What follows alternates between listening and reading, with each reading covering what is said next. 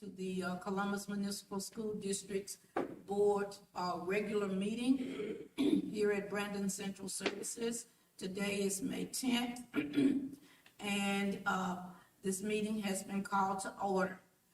The establishment of a quorum, we have Mr. Sparks that's here, Dr. Shoemate, Mr. Spears, Ms. Young, and myself. Now we'll have the invocation by Mr. Sparks. Let us bow. Heavenly Father, we come once more again just to say thank you for another day. And our Lord, we ask that you would intervene in this meeting. We pray that all decisions that are being made in the best interest of the students and be found pleasing in your sight. We thank you for all that you've done, all that you're doing, and all that you're going to do for this district. We ask these and many other blessings in your Son, Jesus' name. Amen. Amen. Please stand for the pledge. Pledge allegiance to the flag of the United States of America and to the republic for which it stands, one nation, under God, indivisible, with liberty and justice for all.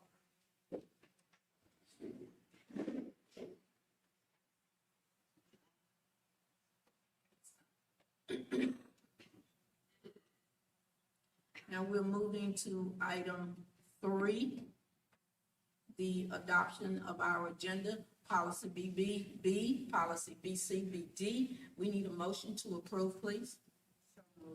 Been motioned by Mrs. Young. We need a second. Second. Second by Dr. Shoemate. Any discussion? All in favor, please raise your right hand. It is unanimous. Motion is passed. Item 4, student recognition. Dr. Labat. We are going to wait until next month for the cyber week. We have some problems with some of the students getting here at school. Okay.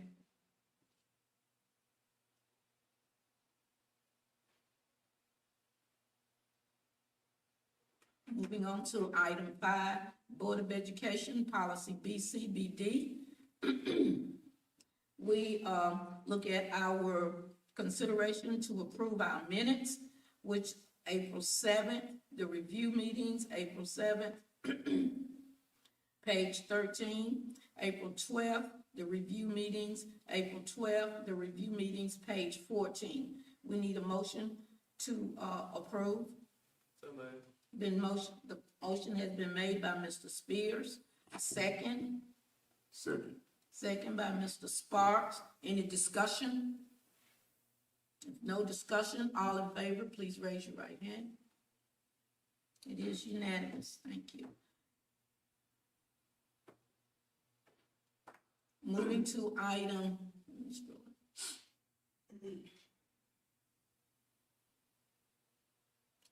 B, trustee district review. The trustee travel report. Although we have not been traveling, but we do participate in Mississippi School Board Association, the conferences that they're having virtually. And as I applaud the board that we are very regular with our participations. Mr. Spears, does anyone want to report at this time? Sure, I'll just give a brief takeaway from the last conference. It was the MSBA legislative update virtually over a day and a half. Very good topics. Of course, they spent the majority of the first afternoon talking about the constitutional amendment, which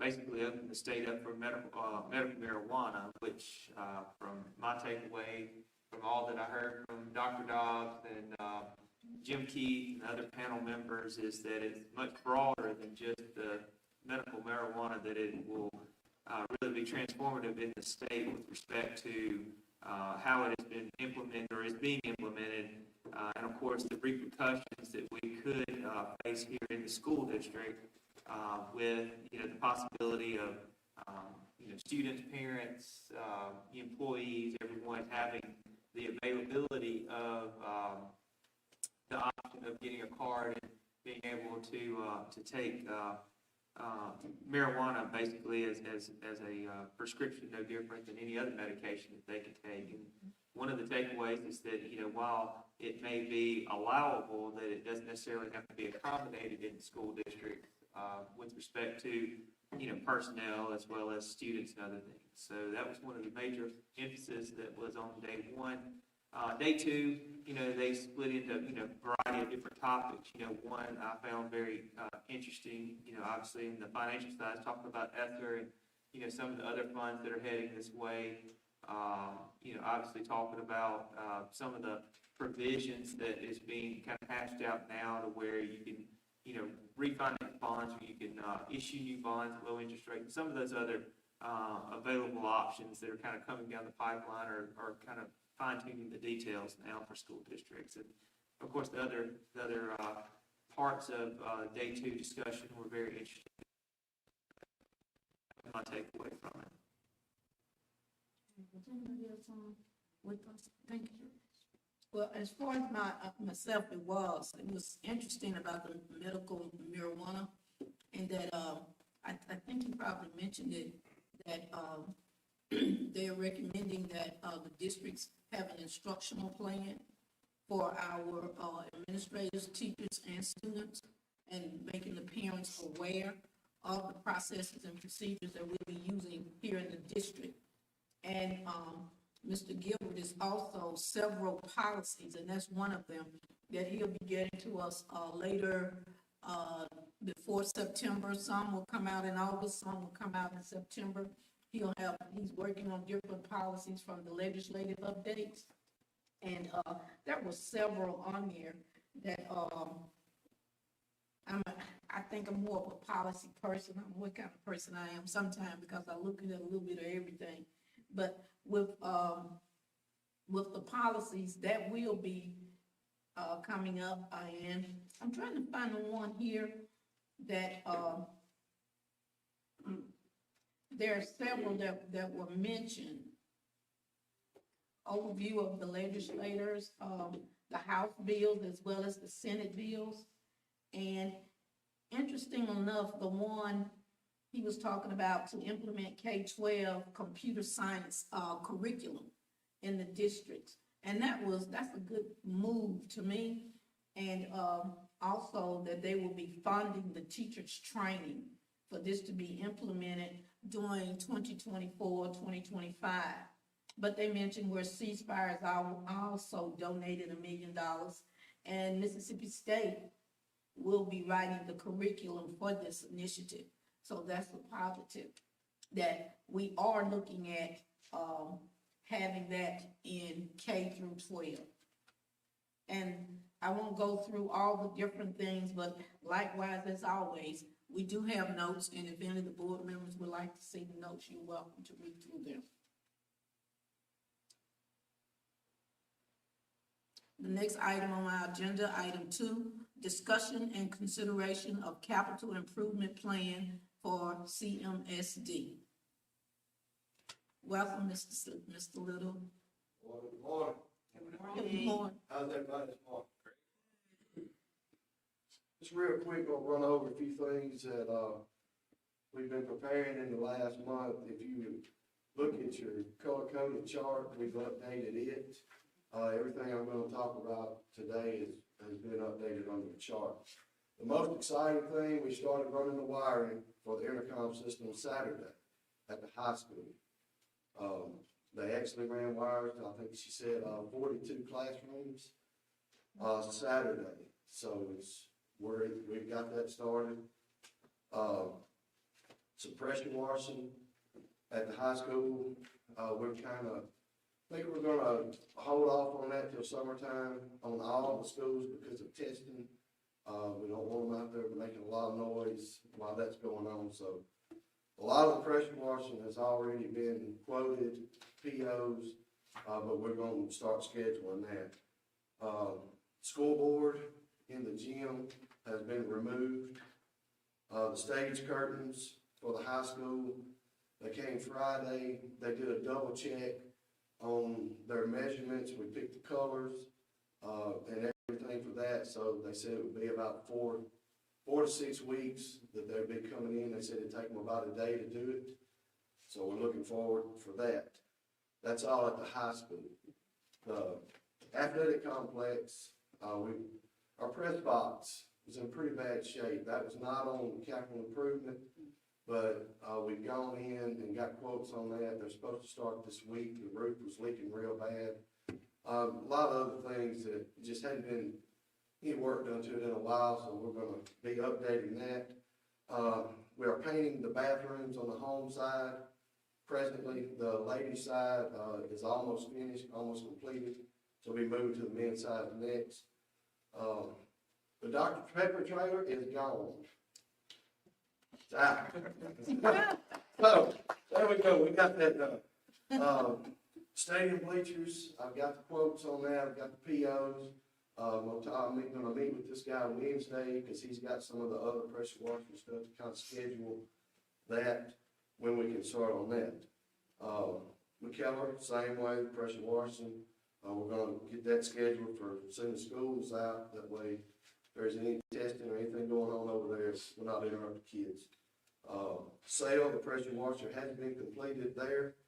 Pressure washing, the mixer has been moved from the outside the cafeteria door. The middle school, same thing. We've got the PO and everything for the pressure washing, but we're gonna wait till summertime to do that. That's a lot of this stuff that we have already done. We're just, because of testing, we're just gonna hold off on that. I do have one question from the lights at the football field. You know, within several months, we're gonna be playing football again.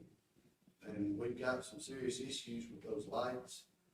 I'm looking for a little guidance on which route we wanna take. Do we just wanna rewire it? And use the lights that are there? Right now, I think we've got between 9 and 12 lights out. Some of it could be because of the wiring. Some of it could be the lights itself.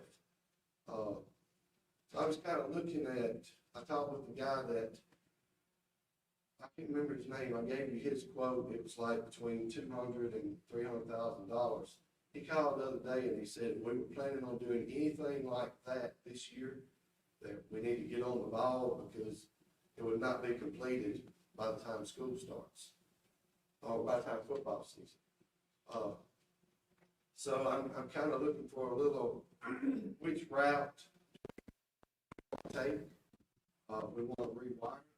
I'll jump on that and start getting quotes. Or we want to go another route. Because I had it quoted one time for the wiring.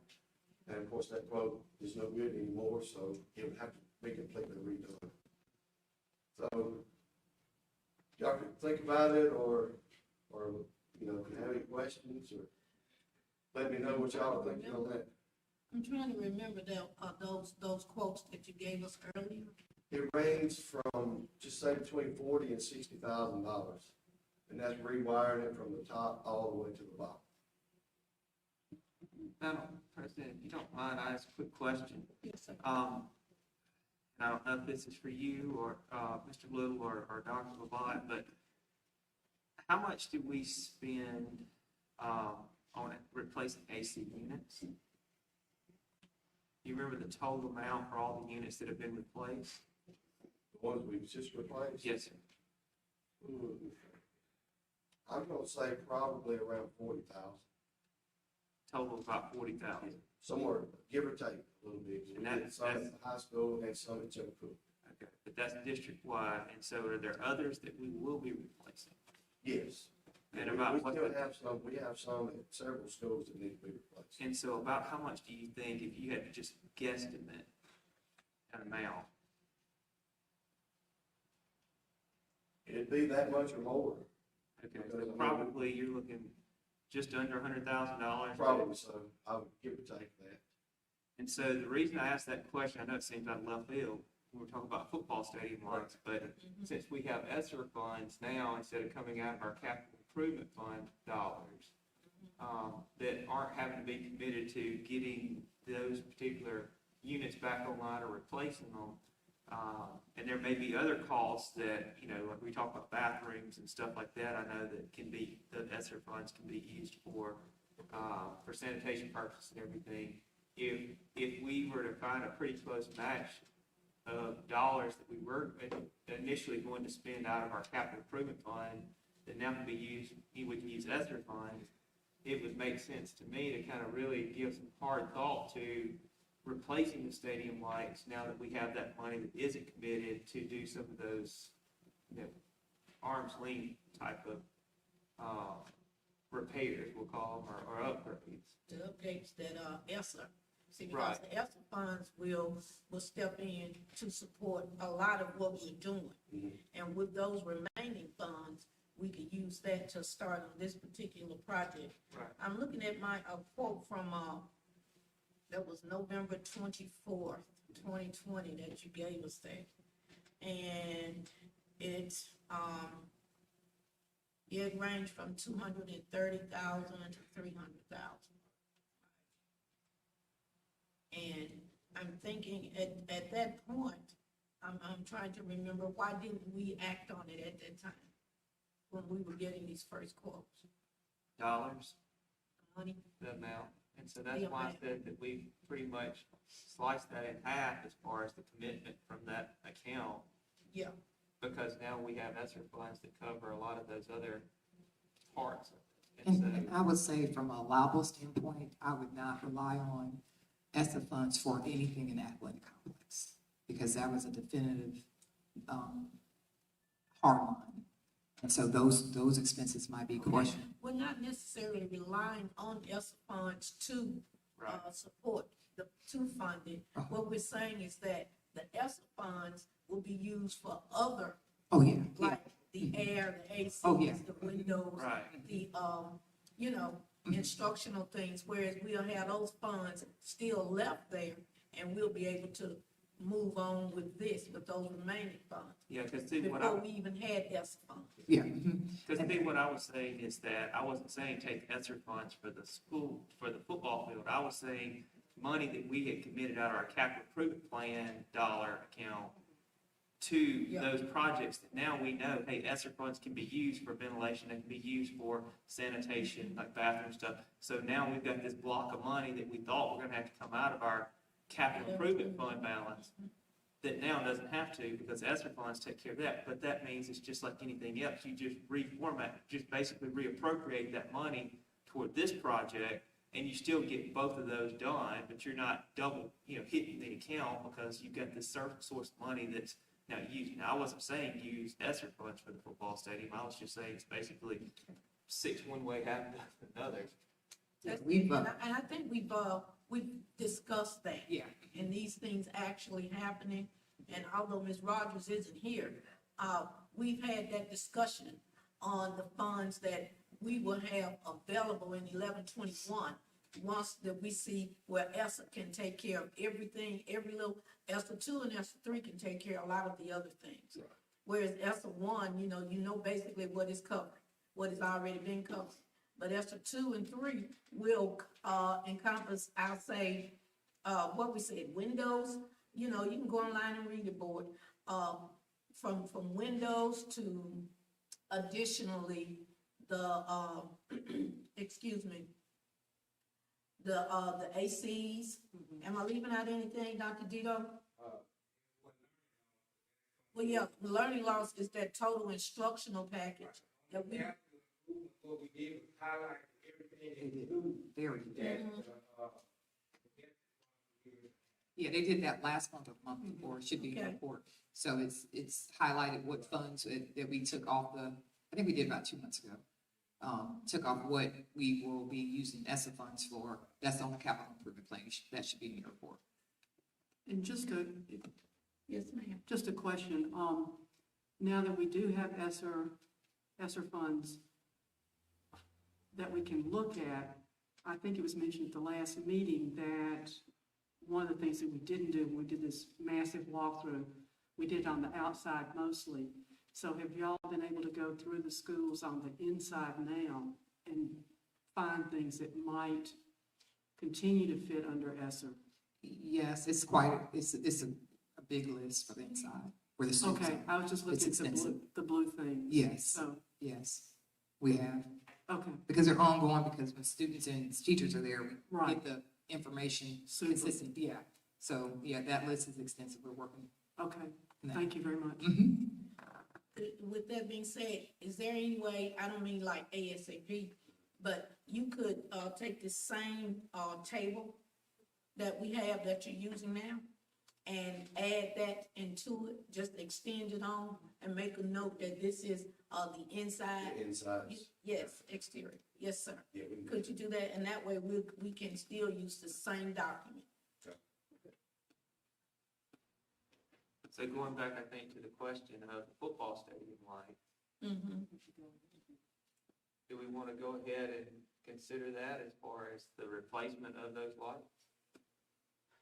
I mean, since we know that we've got at least 60% of the money from, everything from, the Franklin, it's already on our thing, the Franklin, windows and asbestos remediation that's part of, Esther that can take care of, that we thought were gonna be part of what we had to do at Franklin. Of course, the AC units that we talked about, boys and girls, third grade, hall upgraded. I mean, all that's under Esther now. So I how have do a we- question you're gonna have to do this. on the side of On the light, the light. before we really know what we're gonna have to spend, we have to go back and do an update. Yeah, that's what I was gonna know. Right. That's, Okay, I think that so was the my question. option, the option is to rewire or, It would be a complete gut. a complete You good. would take everything that's up there down, Mm-hmm, and everything from, it would be LED lights, everything from the top all the way down to the power panel would be green. okay, and the current lights that we have, we can no longer get those lights, replacement But lights? right now, you can find some parts here and there, but they no longer make that style light. Mhm, So when those parts run out, Mhm. which will probably be pretty quick, But we went up, or I had a guy go up 2 years ago and he fixed a lot of the lights, but a lot of them have gone back out again. Okay. Okay. Um, Yeah. No, I was that's good, we have to still consider the parking lot as well of the Oh, football yeah, we're stadium, going back to that. yeah. I want to ask you one question back with the lights. So right now, you will get, quotes for us on the lights. And do you think it'll be possible for you to have these quotes? The board now is looking at, scheduling work sessions, budget work sessions, so that we'll have that information for our next work session and not to delay and wait until the next board meeting? Is that possible, You sir? want quotes for the rewiring of it? Yes, sir. The updated quotes Okay. from the one from November 24th. So that we'll know at that time the amount that we're looking at while we are in budget session. So you want for the wiring and you want one for total replacement of everything? The total good. What would be, I know you said that we would have to move quickly, but what would be our cutoff or timeline to have a decision made? I would have to call him back. He emailed me, a week or so ago and just said there's a lot of projects that's, coming up. And he said if we didn't do something pretty quick, that, we wouldn't have it done by football season. And he has also stated, because the way he talks his company does, because, with that kind of money, you'd have to have an architect and all that kind of stuff. They handle everything because of the price of it. And they put out the bids, they get the contractors, they supply all the lights, all the wires, everything, and the contractors just bid on the package that we want, whether we want 40 candle light or whether we want 50 candle light. And that's the difference in price. You want 50 candle light, you're gonna be more expensive. But his company, that company handles all of that. But he said he would be more than happy to come to a presentation, before y'all, if that's something that y'all would like to look at also. Given the size of the, field, which do you recommend, 40 or 50 candles? He said 40 would be fine, but if you wanted, more with the 50, you could. The thing about this is, right now, all of our lights are pointing down. The way the configuration would be is you'd have half the lights we have now. And halfway down the pole, you would have lights that shine up. And it helps them see the football better when it's in the air. It's just I don't know, sales pitch or what it is, but that's just the way they configure the lights and everything. Like I said, we have half the lights we have now, but he said it'd be 2 times brighter than what we have. And he was saying that if you wanted the last project that they did in Columbus, I think was the MUW softball field. And he said he would be more than happy to get with them to have them cut the lights on at nighttime. If you wanted to walk through and see, because that is the style lighting that he would be talking about for the football field. I would also say that It's a fragile situation because the light structure there is so bad that every Friday we're concerned about having a blackout It's, because the wiring is just being held up. It's just fragmented. And so a decision. all the coating on the wiring is rotted off, it's brittle, it's gone. That's why we have some lights that are tied in together.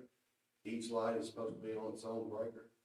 But in the past, a wire would break and they would go up and just tie two lights together. So that could be some of the problem with some of the lights not working. I can go back and get the pictures, and the last guy that went up, he took a lot of pictures and gave it to me. And Mr. Rock, I just want to make sure we get 2 quotes for procuring, like the first. Oh, Yeah. Mm-hmm. 2 quotes. Okay, So I get it going both ways, and I'll get it to you as soon as I get it. as soon as you can get it in, I that will. would be appreciated. All right. And that will, then we can, the board will be able to make a solid decision. Okay. We need to move forward with this. Anything else? Thank you. I had a couple of questions. All right. On the front side of Cook, I know we've moved forward, but on the front side of Cook, that area that needed, repairing, the cement, the concrete, has that been repaired? Yes, ma'am. Okay. And the back side of CHS as well? They're supposed to be starting at the weather.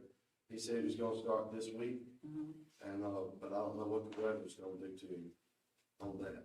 Okay, But it's in the In the schedule, works. I told him we okay, need it done as soon as we can get it done, 'cause it's getting worse. okay. And the gate entrance area, at the football stadium is very dark. I can't remember what did we decide on that? Were we gonna be able to get lights over there, or? We talked about how dark it is as people are entering the gate area and they're in the concession stand area. Though the lights on the back of the bleachers, Mm-hmm. we've got 2 of them that are out, and football season went out, so we're gonna have to replace it. We got the end light working, and the 2 right here that point back towards the concession stand, we gotta replace them. And I have another light on the far end to the concession stand that they actually use. I have another light put there that shines straight towards it. Okay, I was just following up on that. I think that's it. I think there is another concern. Yes, the lights on the backside of CHS, which used to be the old entranceway. It's pitch black over there, unless you guys have gotten it correct. Right. Last week, we went, where you go through the iron gate, we fixed those 2 to the right there. And I've got a guy looking, that thing has a long run down through there, and wires are hanging everywhere. I think it's so old, it probably gonna take so much to fix it, that we're just gonna take that out and just have some lights, some drop-down lights that will shine back towards the parking lot. But the ones between the high school and McKellar were out, and we've got those fixed. Okay, and also the parking lot itself. Yeah, we're looking at renting a lift where we can get up and, get those lights fixed. I checked with, Caterpillar and RSC on the lift that you can pull behind the truck that'll go 50 foot. And I'm just trying to debate whether we want to rent it for 2 weeks or for a month, because we have some at the middle school that are out. I've already got them marked. And we know which ones are out there, so we've got some lights out through the whole district. And parking lots that we're marking them, we know where they are, so when we get to lift, we can go straight to them. All right, thank you. I just wanted to thank you so very, very much for staying on top of this. I know this is a really heavy lift because so much has not been done for so many years. So thank you, and I really appreciate it. Yes. Thank you. We all do. Yeah. Very much. All All right, thank you very much. Yes, ma'am. Mr. Little. Sort of overwhelming, isn't it? Yeah. It's like, when we start addressing one item, we have 2 or 3 to come back up. But we'll continue. Now we're moving to, item 3. Discussion and/or consideration to approve the process to maintain quotes for a placeholder. 3.1. This is the base failure / potholder project for the football field south and north entry, athletic complex, main road overlays, auxiliary baseball parking overlays, baseball, softball, field house parking, and even the high school main parking lot overlays. Board, do we have, a motion to approve for us to obtain quotes for this particular project? So moved. It has been motioned by Mr. Sparks. Do we have a second? Second. Second by Mrs. Young. Any discussion? I just have, one quick question, because I was thinking that Mr. Stafford, when he presented our last meeting, was supposed to bring back quotes. Was that incorrect? No, he said that, I followed up with him on that because I was thinking he was bringing quotes to us. And he said that it was his understanding that the board would approve for him to bring it back. So when he brought it back, those quotes, he would, we could go on and vote on them. So now, he said that he'll work with Mr. Little. After we approve it, then he'll bring the quotes to us. So we can, go on and act on that before June is out of the way. Any other, discussion, question, comments? I mean, no. I was thinking the same thing. I think it was probably miscommunication. Okay. Because I wondered about the delay myself.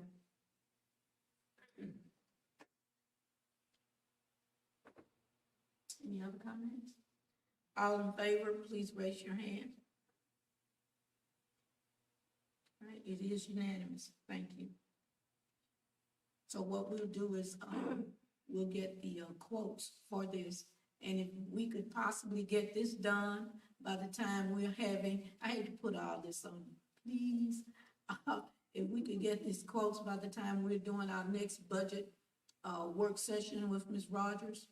And that's, she's gonna schedule all of this and get back with the board on the dates that will be convenient for us, the date or the times. So if you could just work with her, please, to have that set up so that we'll be able to look at those quotes as well as the lights. Thank you very much.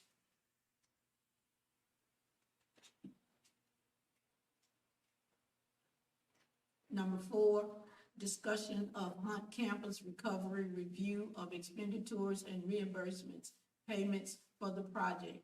We've had an opportunity to look at this document. Board, do you have any discussion? Yes, ma'am. Comment? Yes, sir.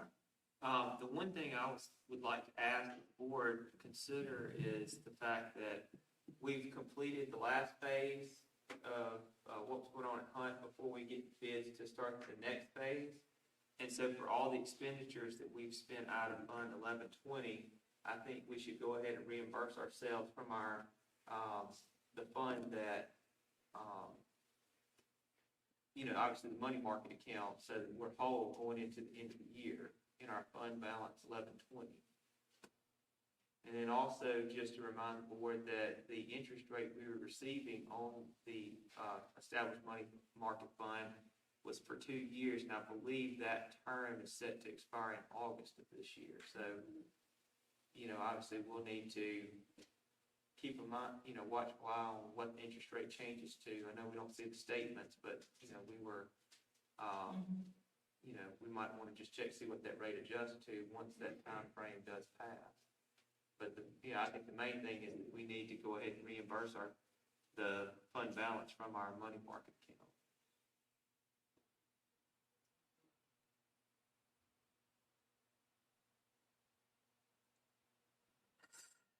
And I know Ms. Rogers is not here right now, but,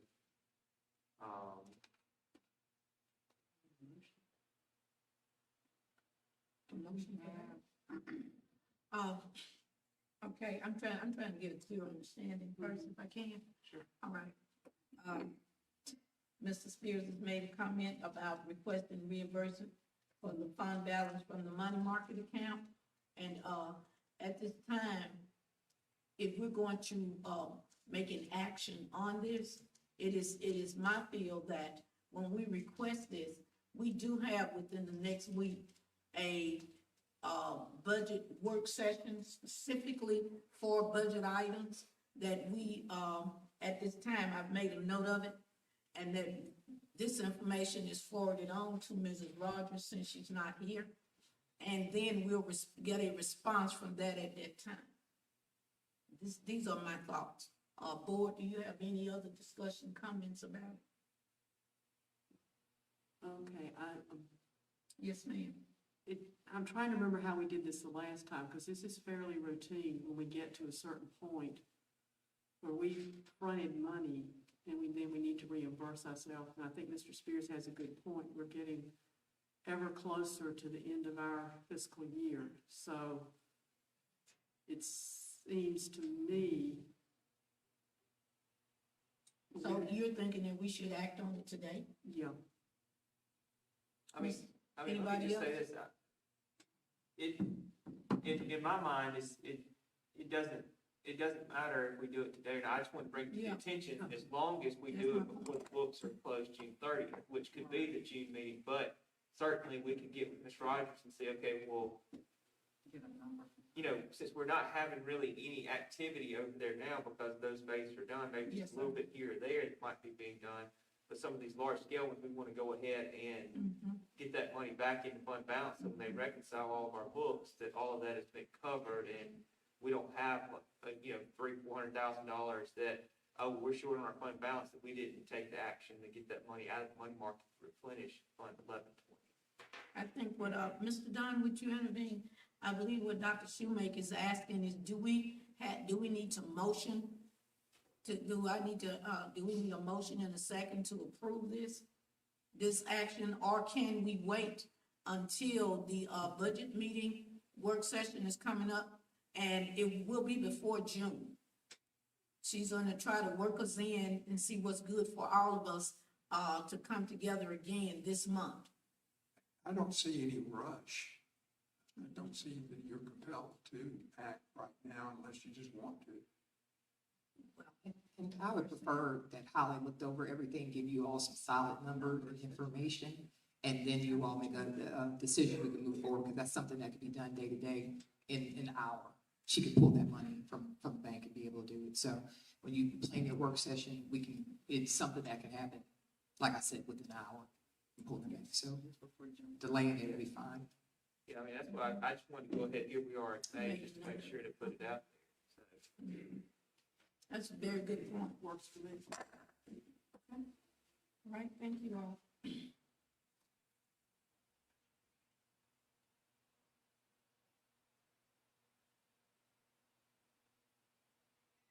Now we're moving to item 5, contract renewal updates. Board, do we have any questions, concerns concerning the contract renewal updates?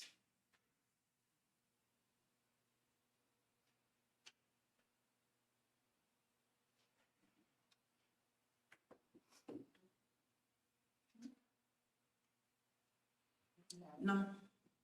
Yes, ma'am. Did you want an update from Taylor? I mean, see, here, No, they're online. Oh, yeah, yep. I mean, we could, cause I thought they were bringing it back. Oh, I didn't think that he was here. Okay, I apologize. Yeah, they're online. Sure. Oh, okay, I yes, we can move back to that. Excuse me. Alright. Okay. Hello, Mr. Taylor? Miss Seymour, Ms. Seymour, anybody? I think it's Miss Seymour. And I Ms. Seymour? apologize. Oh, I thought she said Taylor. Hold on one second, I apologize. Good morning, it's early. Good morning, Ms. Seymour. Good morning. Are y'all ready for me? Okay. Okay, I'm on my update. And just to let y'all know, we have finished the drawings for both Franklin roof and also the Hunt Academy renovations. Both of those projects advertised for the first time last Tuesday, May the 4th. And they will advertise again tomorrow, May the 11th. And they're set to bid. We'll receive bids on them June the 3rd at 2 o'clock for Hunt, o'clock for Franklin. And we have sent all drawings and specification insurance company and to MEMA, FEMA, and it's in history for the Hunt Academy. And we've opted in to the insurance lawyers and everybody for that process.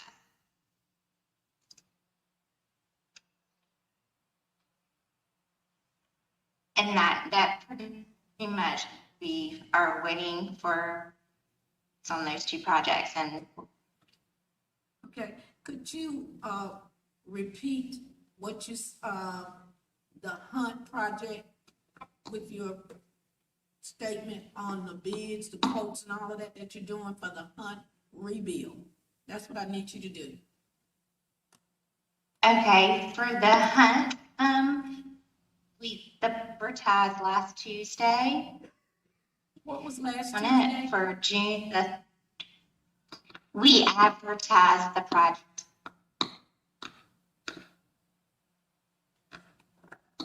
You're sort of breaking up. And then we will reach the 3rd at 2 o'clock.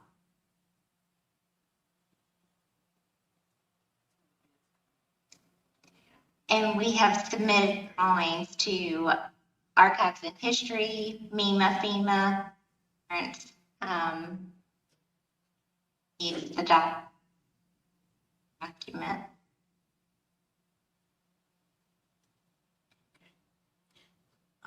With all respect, I believe we're a little breaking up.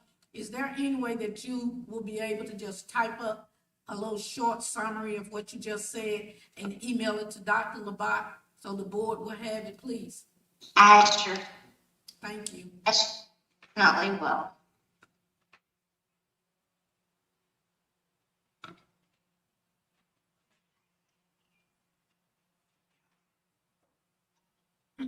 Thank you very much, Ms. Seymour. Appreciate it.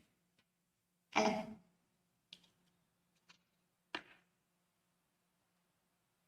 Okay. Board, do we have any other comments or questions from Ms. Seymour? All right. The only question I have is going back to, not to continue to be the same drum about it, but what additional cost is the district going to have as we're doing our planning for the next year? Because obviously that will need to be part of the budget, for, to stock it and get desk, the whole 9 yards. Like, those are parts we need to know, and, the MOUs and all those things that go in before we can really take strong consideration of the improvements that need to be there. I mean, certainly we need to know what parties are going to be part of it, what their roles and responsibilities are going to be so that we know once it's done, those parties will be able to honor and pull through on their end of, their commitment to the hunt facility. Ms. Cox and I will be attending a litigation meeting with the insurance company in the upcoming month. And so we will be with Mr. Henfield and Mr. Dunn to take care of that. And then in my superintendent's report, I'll detail the information for everything else you all discussed at the review meeting. So we'll get to that. Thanks. So just to be clear, so in your superintendent report, you're going to put how much we're going to have to spend. I'll detail it. I'm going to go over the process of where we are right now with the MOUs and the expenditures. Yes. And that's item 6. Get down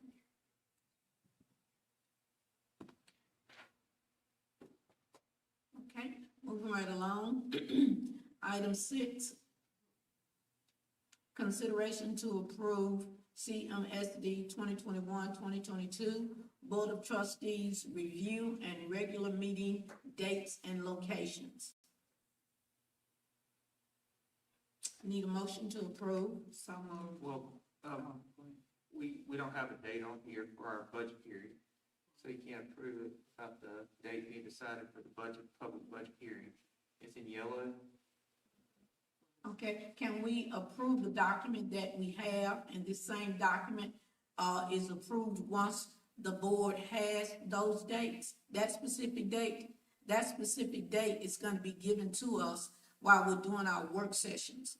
So that we'll know if we need 1 work session, 2 work sessions before the public hearing is scheduled. And we can approve it without that date, because I think Holly detailed that extensively on Saturday, that she's waiting for information to come in, and that we'll have a definitive date at another time. And that was my thing, is that we approve it without the budget hearing date being approved, Okay. since we can't approve a blank date. I agree. I would just Yes, take sir. that one off or approve it with that one, taken off. Just make your motion to approve, note that with that one, struck. Okay, I'm requesting a motion to approve our board meetings without the July blank 2021 at 6 o'clock budget hearing, date at this time. Do I have a motion, please? So moved. Has been motioned by Mr. Sparks. Do we have a second? Second. Second by Mr. Spears. Discussion.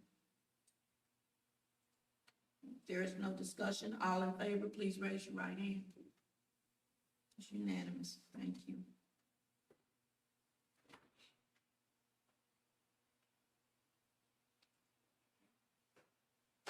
Goal updates. Student attendance report. I have a couple questions. Yes, sir. When you look at the attendance report, you see things, trends. The high school obviously had struggled throughout this year, but, the high school tends to have, especially after you get past December, going into the next year to finish the spring, different things with attendance. And it looks like the middle school has steadily improved its participation rate as far as attendance goes. Cook's, been pretty average and holding strong, but the one thing that's kind of troubling is when you look at Franklin, yes, in April, it looks like they shot up, but there's just been a steady issue of attendance at that particular location. And of course, Sale had similar struggles there early on and has seemed to be making strides to get attendance up. And then Stokes Beard's attendance has strengthened throughout. So here we are at the end of the school year. Do we know the major contributing factors to attendance issues at those 2 elementary schools?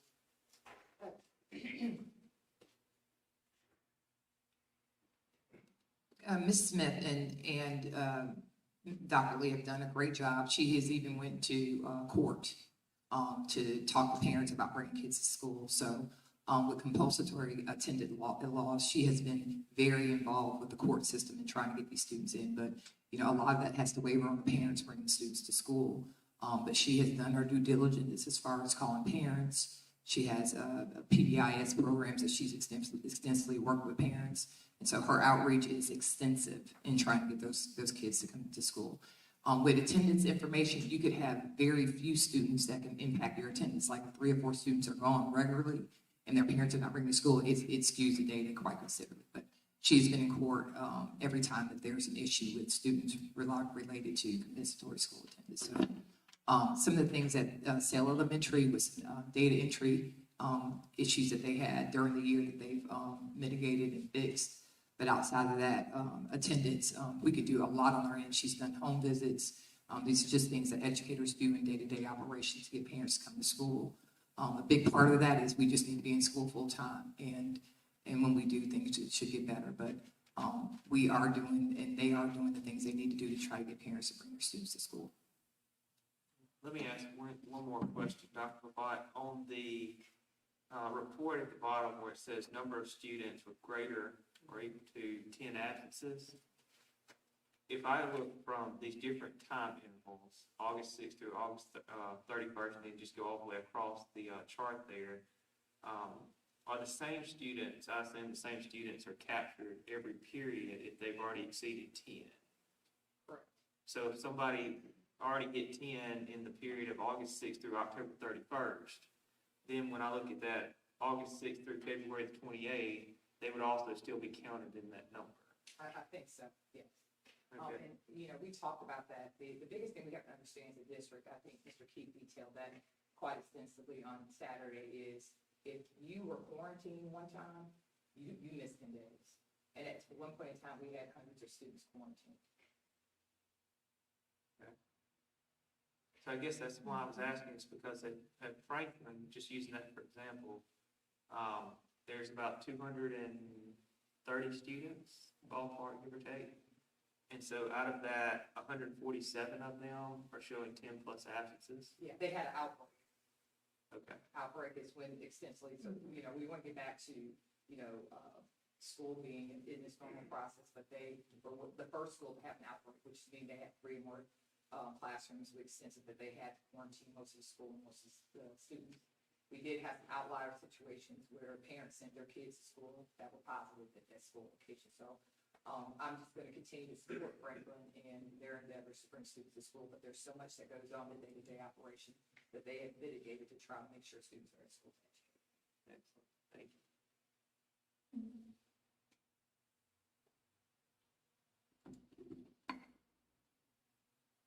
And the same type of data, if you, Education Week is constantly reporting on how the attendance throughout the United States and how schools are trying so many initiatives to get our children, parents, to really bring and assure that our kids are back in school during these times. Although we are having, I would say, better parent communication or involvement is the word for this. But at the same time, though, no one really knew I would say, the full extent of COVID when it first started. None of us did, and we were really searching ourselves to see. And then if you think about you being responsible for your own child, a lot of parents had the safety mode on. Yeah. Everyone selected basically to do virtual learning. Unless you're in an environment where you have a good support system, and having lived where my husband and I was our own support system, when you're not around family, what happens is that you have to take on these roles yourself independently. And I'm thinking this type of thing has caused a lot with the ADA when it comes to our kids not having, I'll say, the participation that we were so used to them having. Years ago, we used to look at participation as they can't check them out half day, or that would lower the ADA. you know? And now we're trying to get them to just come to school. Yeah, and I would say Ms. Smith Okay. has also got most of her kids to come 4 days a week now. And she's done that since the last presentation. Let me ask one question. So, talking about ADA, and I just want to understand, because funding's obviously part of it. Has there been any dialogue with respect to, Jackson, MD, others, school districts that may have gone back full-time in September of last year versus districts that continue to stay on the platform like we have throughout this school year? Are there going to be any type of implications regarding the funding if you have high attendance or learning loss or different things versus districts that, like Lafayette County or others that went back full-time?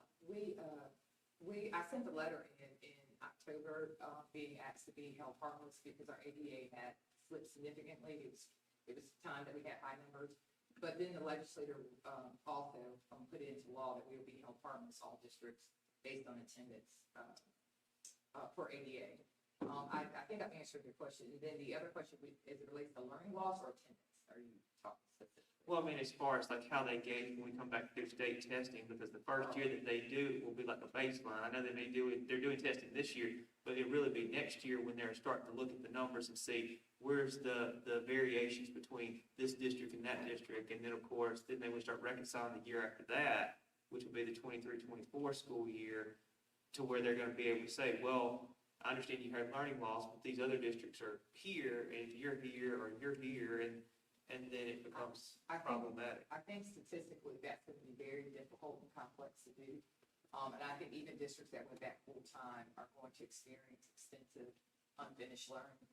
I think the effects of COVID and then some of the unknowns of the fall, I pray that we'll be out of this, but I'm not sure. But I will say that it's going to be a very complex situation to normalize statistically how to affect the baseline as it relates to growth or proficiency, whether a district is high performing or not. It's just going to be a very complex thing.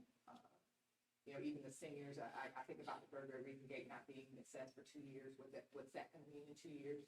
I mean, it's the best thing is that for learning to continue, and that's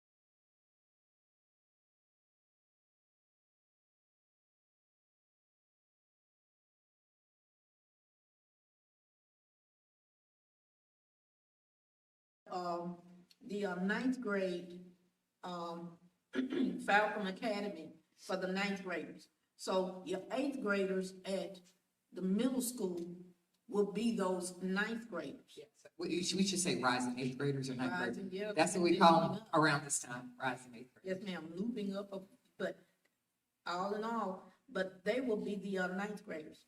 Correct. So is there an initiative that's maybe being considered for them doing, the summer enrichment? Oh, yeah, And they've that been, as a part of preparing them for the ninth grade? yeah, they've done an extremely great, Especially the at-risk ones. extremely good job of going over there, Miss Ewing, and, Team 215, and really working on getting them there. They really have, from a statistical standpoint, have done a great job with the kids that are entering the high school as far as graduation. You know, you can look at 75% and be disappointed. I look at 75% and say it's great success, because when you have that amount of students, we've never had that large number, but that amount of students come in there to grade level behind, and they still graduate 75%. That's what I was. I mean, about it's graduation. amazing to me, but a lot of work with compensatory programs, summer programs, a lot of one-on-one coaching. It really, at the high school level, it's an extensive approach. And I have really worked hard to talk to other principals about why the early intervention, as far as literacy, early literacy, grade level instruction is so important, because if they enter the middle school behind, it's tough. It's tough. But the good thing is, we saw a lot of yellow. Remember where the iReady data, to show that we're almost leveling out some of those deficiency, and we continue to get better. At grade level instruction and professional development. So, if you remember those trends from the iReady data, that the elementary schools look very, very strong. And so some of these things are just time, eliminate some of the issues, and we'll get stronger and better, from an instructional standpoint, and have stronger students as they enter the middle school. So at the high school, you have 45 students doing, the work key. And not to delay timing, but the work key students for the Smart Academy, they are preparing them to, what level is it that they have to pass? So Silver level? we have several employers that will take them at silver. Yes. And the new accountability level is, it's silver with, passing the test at the Career Technical Center. But if they get gold and platinum, we get, a point for that. But we're really working on that and ACT, making sure that we give them more than one shot. We have put some of those funds in our Title I application to ensure that they have more than one shot. That's an equity issue, because generally in schools that are underserved, students get one shot and not a lot of support with ACT in work keys. And so we want to make sure we provide our students with more than one opportunity, not only for work keys, but for ACT, to make sure that they have what they need before they exit, that they have a college or career option. I will say that our career coach that we have at the high school is making a difference. It's probably one of the few positions in the district that her only focus is making sure that those students have a college career option before they leave, and that was done through a grant. But the support has been intensive, and it has made a huge difference. We have made some changes, some graduation coaches and some other things. I cannot underestimate the support that's needed to get kids across the line when it comes to graduation. We have got to put the money into making sure the support is there to make sure the students get what they need. And at that level, it takes, when they say it take a village, it take about 2 or 3 villages for all of us to look at them, each one of them, as 200, our class of 200 to 250 graduate, and say, what are we going to do to make sure that they spend 9 years here and do not go into poverty when they leave here? Which is a bigger goal than the accountability model. And credit recovery are kiddos that didn't pass their classes that have to come back. So that's just another effort. Or those students that have been in school and need certain classes to stay on track. So we just have to do what we have to do. We have to put the money in to make sure it happens. That's our current hybrid and virtual students. Here's the Hunt redevelopment information. We plan to have about 225 students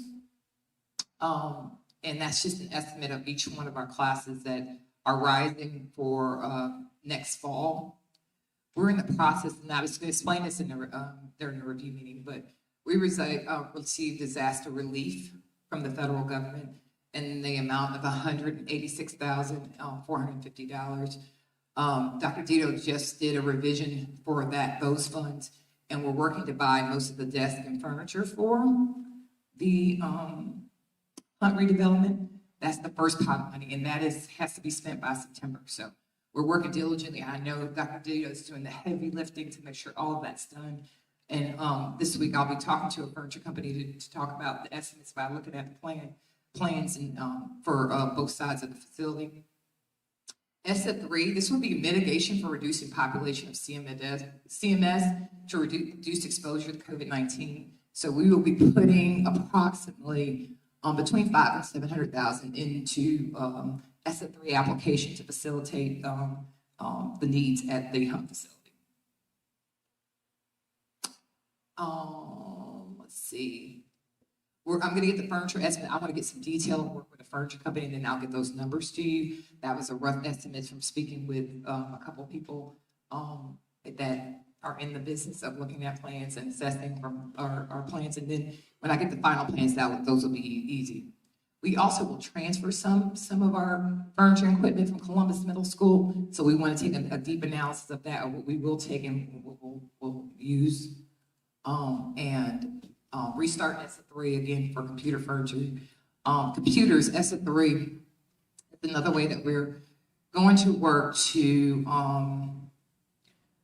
is that we're going to put the computer that we used in 2024, our computers that we purchased this year through the state, putting those funds into ESSA 3 so that when we repurchase, it won't come out of district.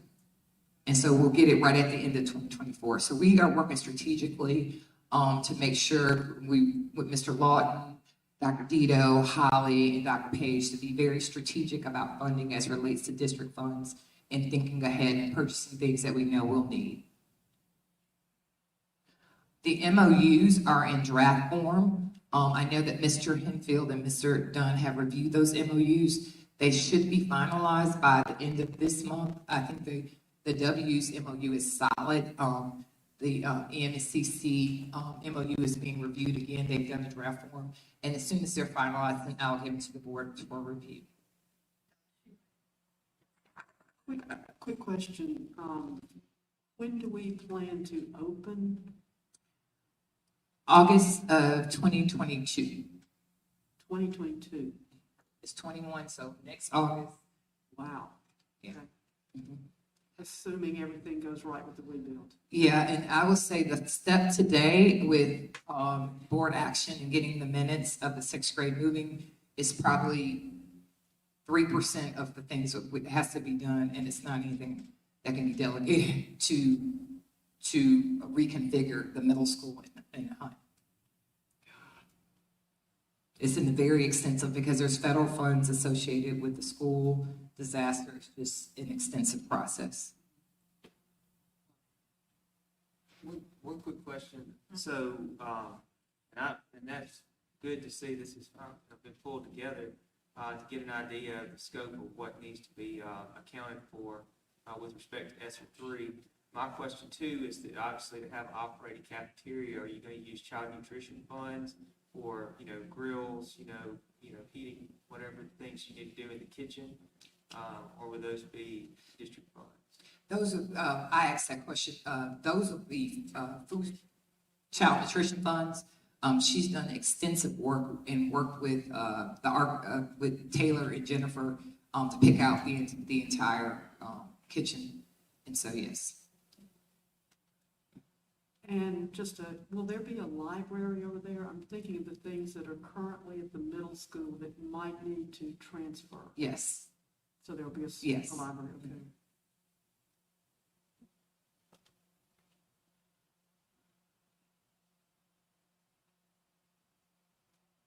And then just one quick question, which it goes beyond just the 6th grade shift to Hunt.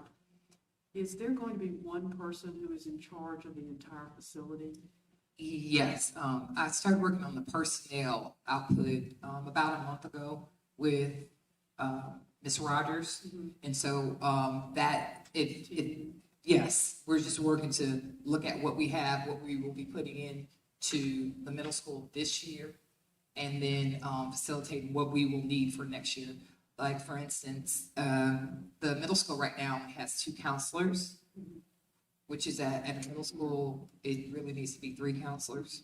So that may be a cost associated district, is that each grade level needs a counselor. That's just, I don't know if I've worked with kids for 11 years. They need a counselor. And so that's one of the personnel expenditures that I expect for next year for the 6th grade is for them to have a counselor for 6th grade. And then That we do not have this year, we do not have now. Right. And some other questions which are probably down the line, but there are certain things at the middle school, like art, drama, band, music appreciation, health and wellness, and sort of those extra courses that the 6th graders now have access to. So I'm sure y'all are thinking about how to handle that when you separate the 6th graders out. Don't need an answer now, I just wanted to bring that up.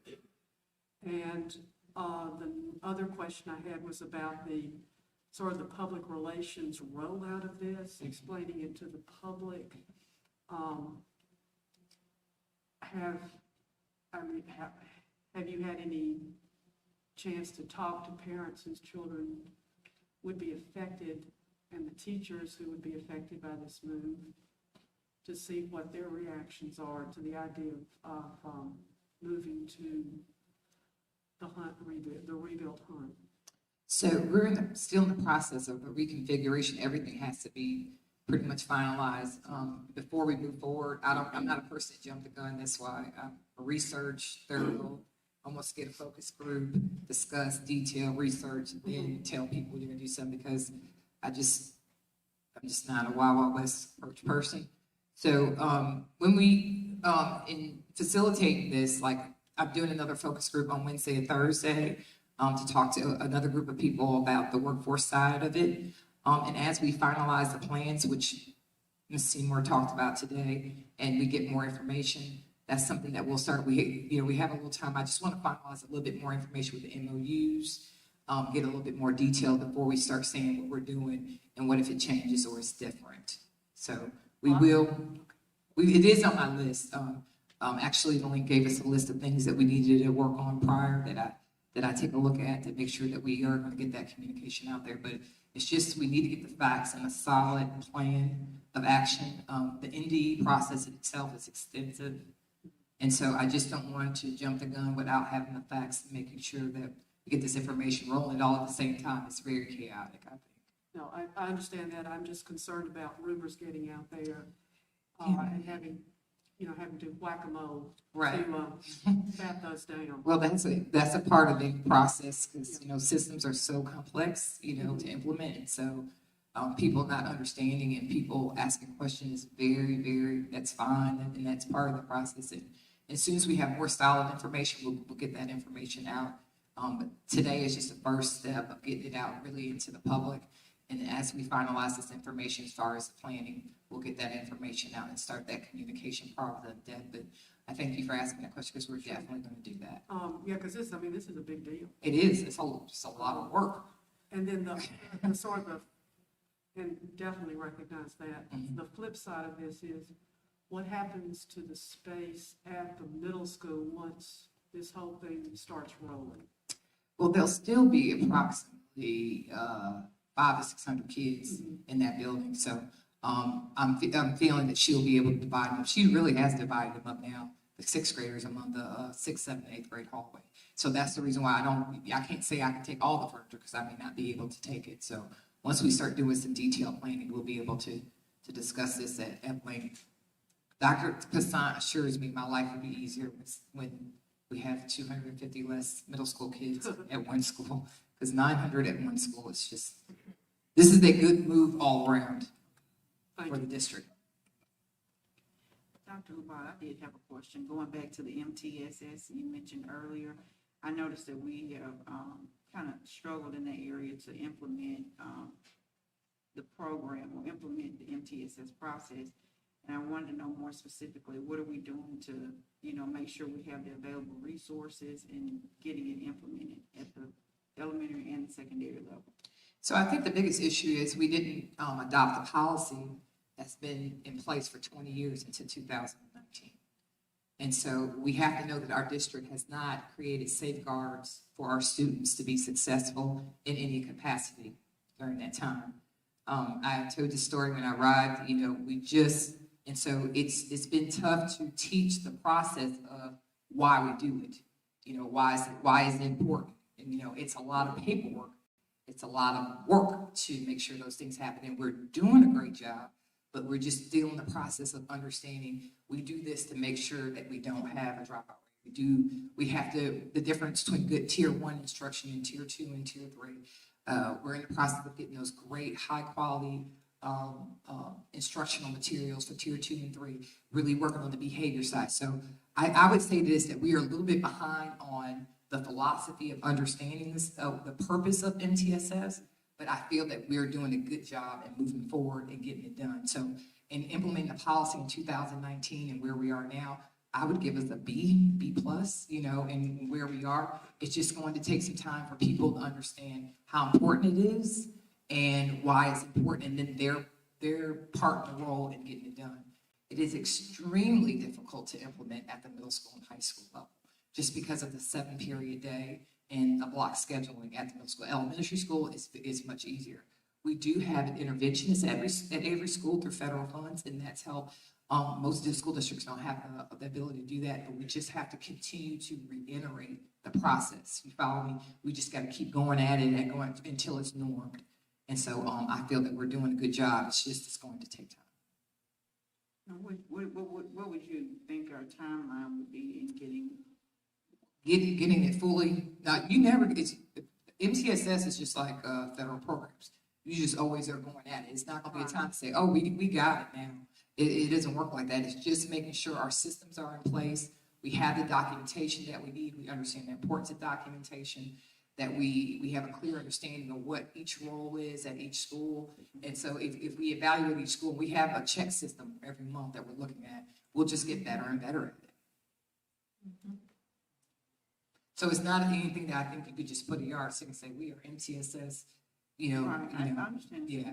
process, just for our staff to be, fully making sure that we have available resources and, the collaboration is there so that they do understand the process, what needs to happen. And then, them understanding the power of the MTSS meeting. We have, several of our students that are in the process of going through MTSS meetings to decide whether they move forward or they're retained, right? And so we have a lot of flexibility within MTSS. So even teaching them the power of MTSS and understanding what we can do to help students to create safeguards and make sure they're successful it's been good. I would say this year, because we were on a hybrid schedule, probably put us behind of the intensity we could have done if we were there 5 days a week. But I say that I think we're at a B plus. I was fortunate enough to be in Bay Waveland where my superintendent helped bring the process to the state and was part of the planning team for MTSS. So it's really ingrained in me, and I know that our curriculum team is working extensively to get it implemented and get it implemented with fidelity. It's just something we're going to continue to need to have support with.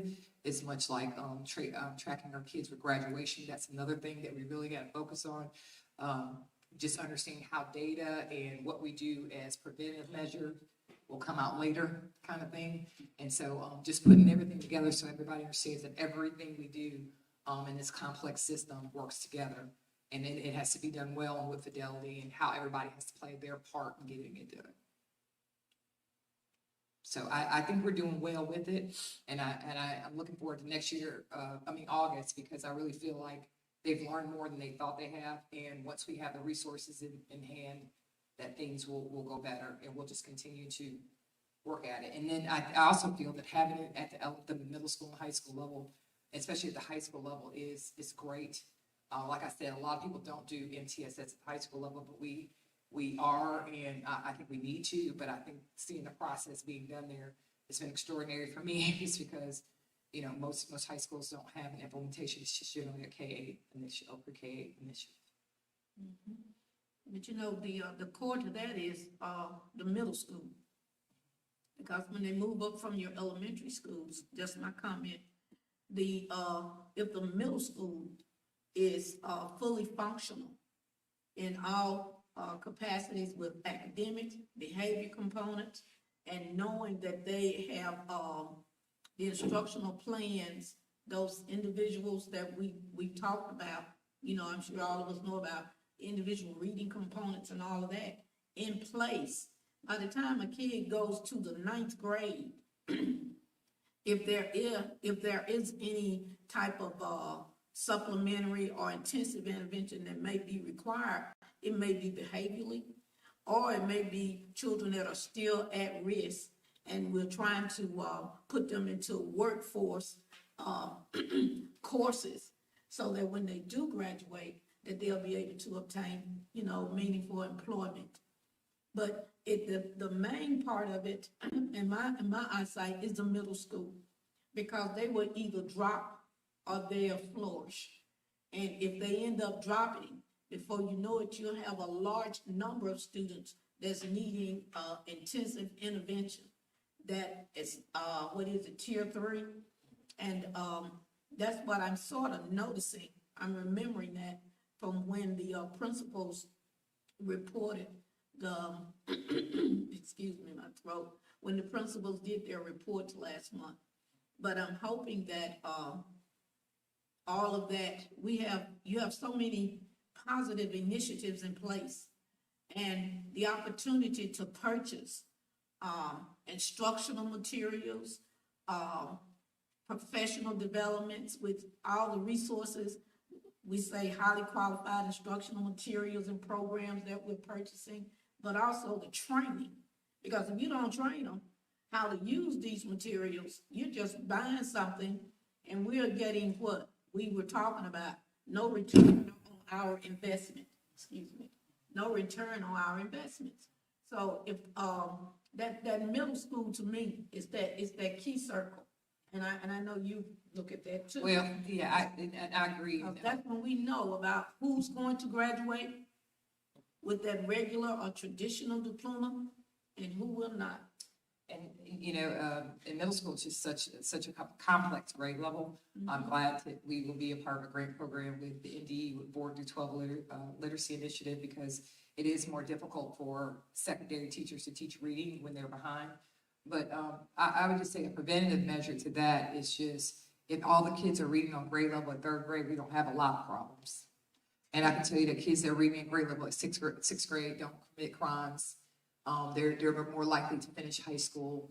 And so we have to put a lot of time. And so this advocacy, parent and student advocacy workshops that we're working on, you know, some of them I wish were more attended, but we are really trying to make sure that parents know what they need to do to advocate for their child, what they need to do in their homes to promote literacy and the importance of oral reading and communication. And we just have to continue to educate our populace on what they need to be successful at home. And so it really starts early on, and we're really working on both ends to make sure that we are improving our instruction pre-K 3, but also informing our parents about what they need to do at home to be successful, and our third-party providers throughout the community, how important that is, that they understand what things should be happening at their daycare and daycare facilities. So we're working all levels to put in as much support as possible to educate the community about what needs to happen to improve student achievement.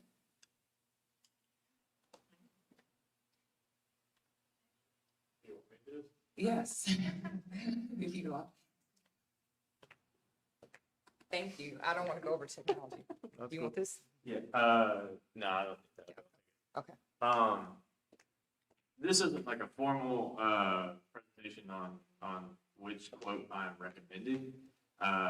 This is, I'm not to that point. I'm waiting for, as you can see, I'm waiting for Content Design to give me a quote. Obviously I already have 3 quotes. If they don't give me their quote in a reasonable amount of time, then we'll just go ahead talking about website design, Dr. Labat asked me to give you an update of where we're at. So I'd like to do that.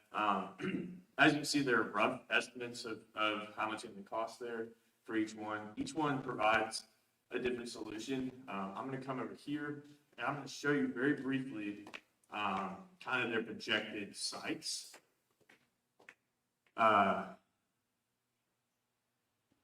So this is Confit Design. They have yet to give us and this is a music website that they recently did. Obviously, we wouldn't have that. They do a lot of business, but we would have a similar layout over here. And then you scroll down. Very modern, very simple. And this is just showing you what they're capable of.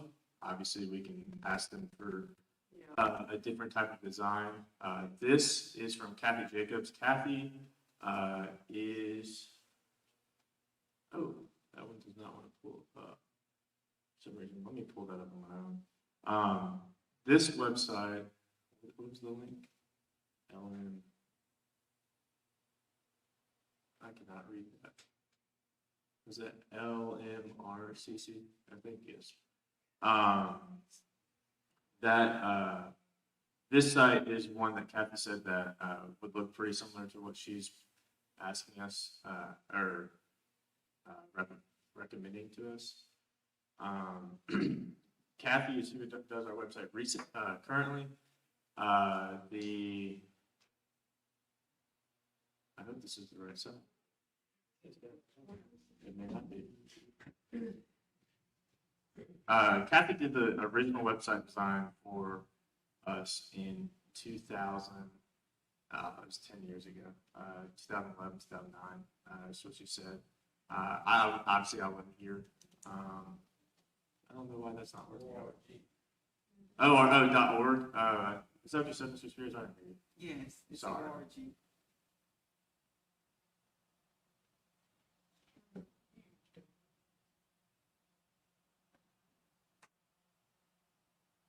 Well, it's blocked by my web filter. So, and web filter works. All right, sorry guys. I should have checked that before. Okay, this is Columbia City Schools. This is what the MSBA did for another school district. It has accessibility over here. A lot of these sites offer an accessibility feature. Pretty simplistic. It's what a lot of modern websites look like nowadays. This is displaying a little differently on the screen because of the aspect ratio I have on the screen for displaying the board agenda. It looks a little bit better on a regular computer, but this is what he sent our way as an example. And then the last one, this is School Messenger. School Messenger is who we use for Falcon Blast currently. They provide a website. They provide a website to the current solution. I know that Dr. Lott sent me a message about Falcon Blast, that you discussed on the weekend. The current system can be used with text messages. It's just that whether some parents have us blocked, honestly, to just not receive any announcements or updates from us, so we can't get around that. But we will be sure to send out text messages as well as audio messages from here on out. The cool thing about this is when we do send out that text message, whatever we send through a text message will also immediately be displayed on the school website. So as you can see, these are all templates. So you can just choose from one of these, cookie cake solution templates. They offer a lot. I haven't particularly gone through one and said, "Ooh, I like that one." But just out of random, let's go to Sundance. And so you can choose these. This is the only solution that does not use WordPress. It would be using School Messenger with website design, which is what they provide. No big deal. It would just be a little bit of training to get people ready with it. But yeah, there's a couple of different solutions. like I said, I'm not suggesting which one we have to go with, or not have to, which one I would like to go with. But yeah, that's where we're at. Do you have any questions about that right now? Just one question I have is, this is to redesign the websites at the school level and the district-wide. Yes. And so once all that is completed, what about ongoing updates and support? So for those it would be as is now. I do the district website, and then each school has their own web manager. Now, with the new PR person coming, I don't know how it might change. A good PR person, to be honest, should be able to do basic website stuff. I mean, I graduated with a media degree as well, a computer science degree, and my media classes taught me to do very basic web design stuff. So if the board wills it, we can have a PR person that, can help manage that type of stuff. It's in the job description. Yeah. The technology stuff, like maintaining. Yeah. Obviously, I would do all the back-end stuff, the very technical things, but posting a picture, update, whatever, would be very helpful. As you know, yeah, I got big projects coming. It's hard to do day-to-day updates on the website, to keep stuff current at times. I do my best. But yes, that's how it would be. It would be for each one. You can see that Kathy Jacobs, she's going to give one template for a school, and then she's going to do that school, and then we would have to do the remaining schools. Whereas School Messenger and MSBA have both said they would kind of do all of the sites. That's the way that Kathy does it now. She gives a template for one school, and we pushed it to all schools. It wouldn't change anything how it is now, pretty much. Or as far as the management side goes. So, so right now, the schools are very inconsistent, so what you're saying, it would be still the same way? Regardless of which solution we go to, the school is going to be in charge of their school website. That's Right. and But the look of it, what's inconsistent about the websites right now, I guess, in your opinion? when you go to each school, everybody, it's just very different, the layout is different. It should be pretty similar. I guess Some of them, the information that you click on is at the bottom, some of them, anyway. But it would be, like we said, we're a decade out from when we last did our template. Mhm. So you've had a decade of each school making their own changes. Whereas we'll push this template out, and this will be the same thing for everyone. You start fresh in a project, we'll say, hey, stay within this fence, this is what you need to do. And as you go a couple years down the road, and obviously I came in and the back end of this, and someone wasn't in charge of it, saying, hey, I noticed you made a change that was not within the rules that we told you, we'll try to be on top of that. But it's like with any project, things go. And once they get out of control, they're out of control. And honestly, completely honest, that's where we are now. It's just, the schools have just gone, or the website managers have gone and done what they see fit, and they've gone outside of those rules that we set. Wow. Any other comment? Well, I just to reemphasize, I think I've said this before, for a lot of people, the website is the first thing they see about this district or about the school. So it behooves us to obviously take some action, which we're trying to do. And also, a website is only as good as its last post. And that has been an Achilles heel for us, I think, for, going back years. So I'm glad we're taking the initiative to try to get this straightened out, because our district, deserves better, honestly. Because he's gonna have to upkeep it, rather than we say, oh, I want this, or I want that.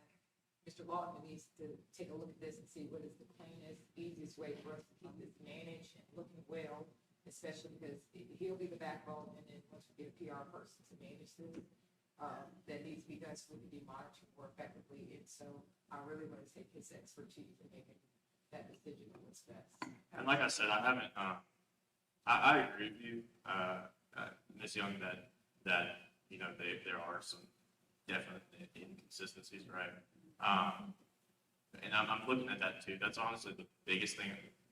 every one of these, we can make the website look how we want, right? And that's going to be a big thing for me is presenting to you, this is what I'm suggesting this we will look like once I choose a solution. But the biggest thing I'm looking at is how can I keep every school within the fence, right? And I'm looking at what I can do with WordPress, which is what the first 3 on that list would be, and it's currently what we use as well, so it's WordPress. The last one, the school messenger, I need to do more research on that and how much they can change things. It just deals with permissions, it deals with training, and honestly, just time of having someone that can go through the websites and see. Currently, our current district website has 257 pages or something ridiculous like that. That's impossible to manage. And it's too. That brings up, that brings up another. So basically, you are offering the same services that from the ones that you, the webmasters that you brought back to us here. You offer the same services, but I believe your, and I'm not gonna piggyback on this long, but if you had the appropriate staff to carry out, like a webmaster, or and you are, more than qualified to do it. And I don't know about all your other people, but you have how many schools we have? 8, 9 schools that you, and a central office and other departments that you are managing. And from reviewing, we researchers, we always go back and see what everybody else all over the United States and Mississippi are doing. And you see specific people with this responsibility in a school district. And I think that would really benefit our district as far as the schools all using that same template and staying in order. Likewise with the the different departments, keeping theirs abreast, the information that's out there, because if someone opens our website now and they read specific things, they want it to be updated. If you have different directors in different positions, this should be updated, and not the ones that we had year before last or something like that. But are you saying now that you have really looked at this and you see where you'll be able to carry out these same responsibilities I'm one with thing is, additional personnel? yeah, that would definitely help, yes. Like I said, having a PR person, that would absolutely help. Or more staff, as you said, absolutely. It's a full-time job, like you said. It's a full-time job to do, manage these websites. A lot of places have someone that's their highest priority, and then they might have other job responsibilities, obviously. And like I'm trying to focus on is how to keep them in the fence. And the great thing about this is we're starting fresh, so we know we're going to start within the fence, right? It's hard to have the current solution we have and rein it back in. I appreciate you guys for bringing this up so we can start fresh. So thanks for bringing that initiative about. And hopefully we can have a solution by next month, because I would get this cost associated in the budget. So when he makes a decision, he can send it to Holly. And this summer will be a good time for us to restructure that. We also have to keep in mind that the strength of the technology department, we have gone from a district that has 9, 12 computers, 9th through 12th grade computers, which is 900 students, to 3,300 students having computers. And so we have a lot of unforeseen things that may happen with technology, broad bandwidth, and other initiatives. And so it's going to be important that we get an early start on this, because the department is pretty stressed now with preparation and anticipation of it. Absolutely. I'm going to piggyback off that segment to the next two. Yeah, I told everyone that the game plan is have this done by the first day of school. That's the game plan for the website. It'd be a really nice time to roll it out. So with the network upgrade, like Dr. Labat said, bandwidth is my biggest concern going into the next school year. We've never had this many devices at one time on our network. Even though they're different buildings, we all share one pipe.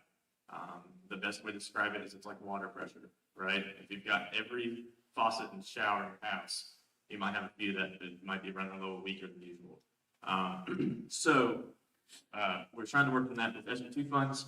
We're going to do a whole new upgrade, hopefully, new switches, new access points, the whole 9 yards are going to be pretty expensive. Doing that over the summer, that's the game plan. It's in time. It's in dire need of it. I've had a couple of companies come through to get these quotes, and they've done walkthroughs, and every one of them said, "You have to do this. You've got to do this. You've been needing to do this for a couple of years, and it hasn't been done." So it's my highest priority for the summer. So that's where we're at with that. We're working on that with Dr. Page, with Dr. Bott, Dr. Dito, whole 9 yards, and we're going to have that put together. And then the antivirus upgrade, I'm not sure if that was on this agenda or not. It may not have been, but that's another mitigation problem. More devices,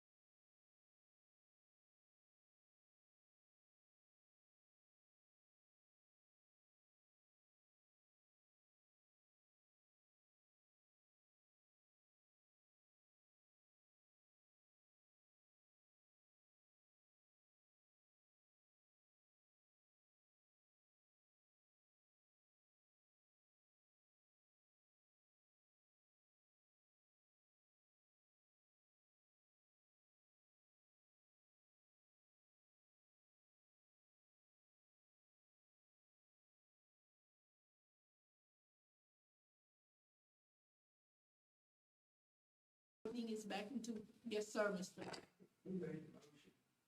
Schumate made the motion, Schumate. Spears seconded.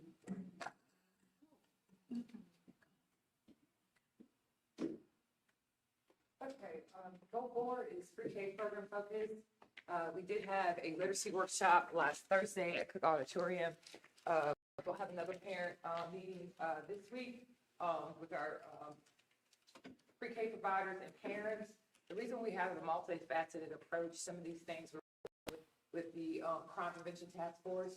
We want to give a teacher perspective, of people that's actually doing the instruction. And then we had NT and their expertise and their support, as far as advocacy is concerned.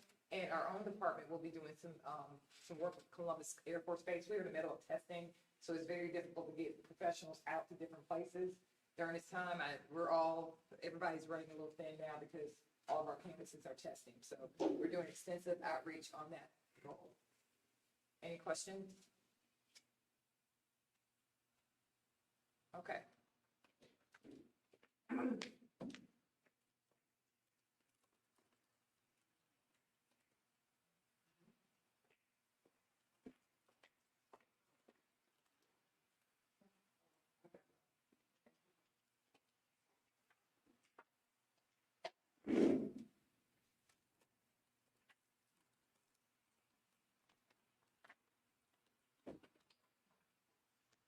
Board, what I'm passing out to you today is basically the, same update that I put in your board documents on last month.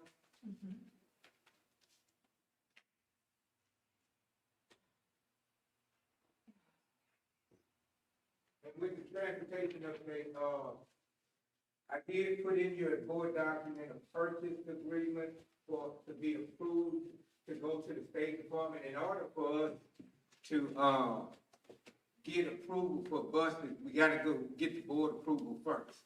Now, the number of buses that we have, I put 11 on there, for the regular ed and then 2 on special ed. And let me explain something to you.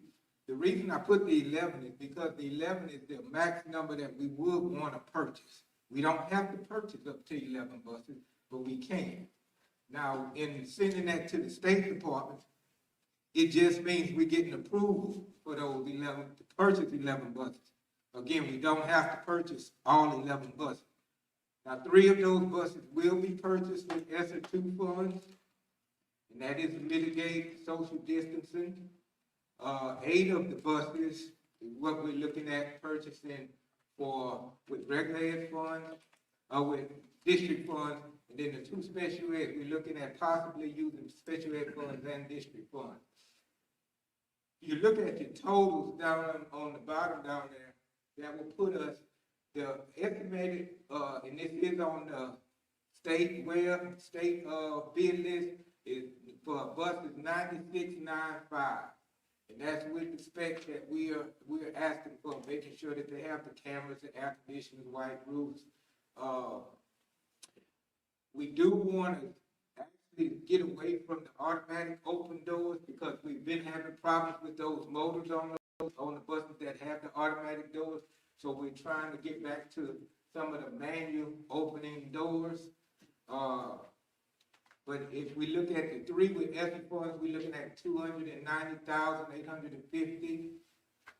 We look at our district funds, we're looking at 775,600 with district funds on the 8 buses that's remaining if we decide to go with all 11. Again, we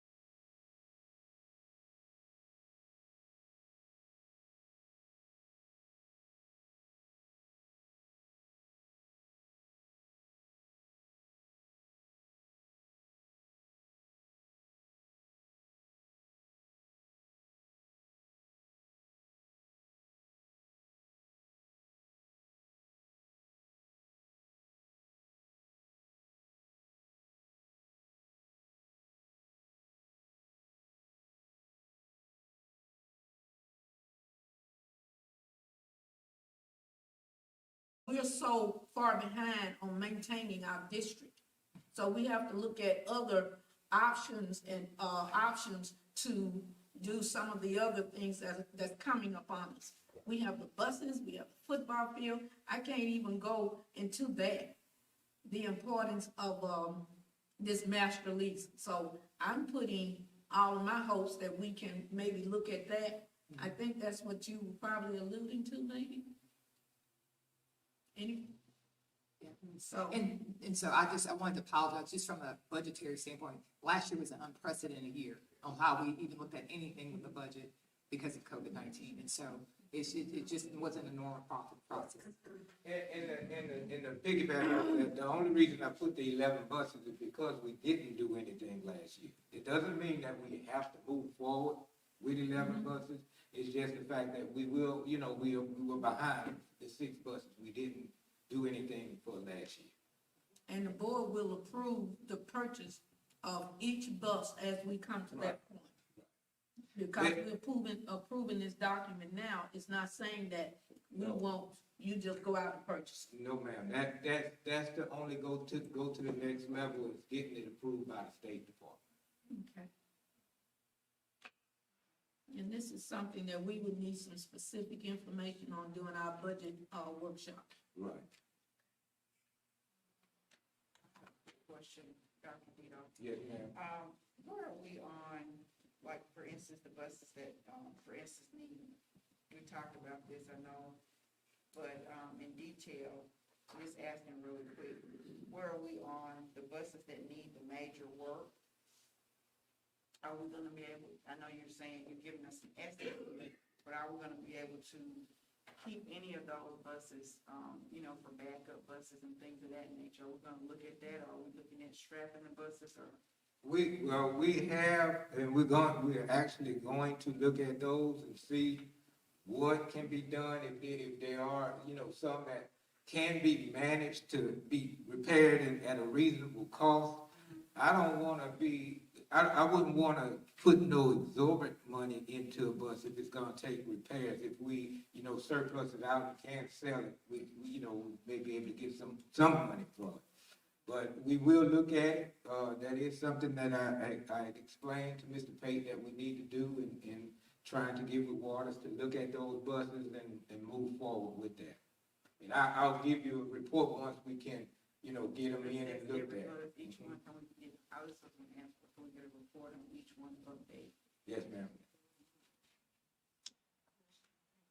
Okay. The next thing on the slide was the transportation lot.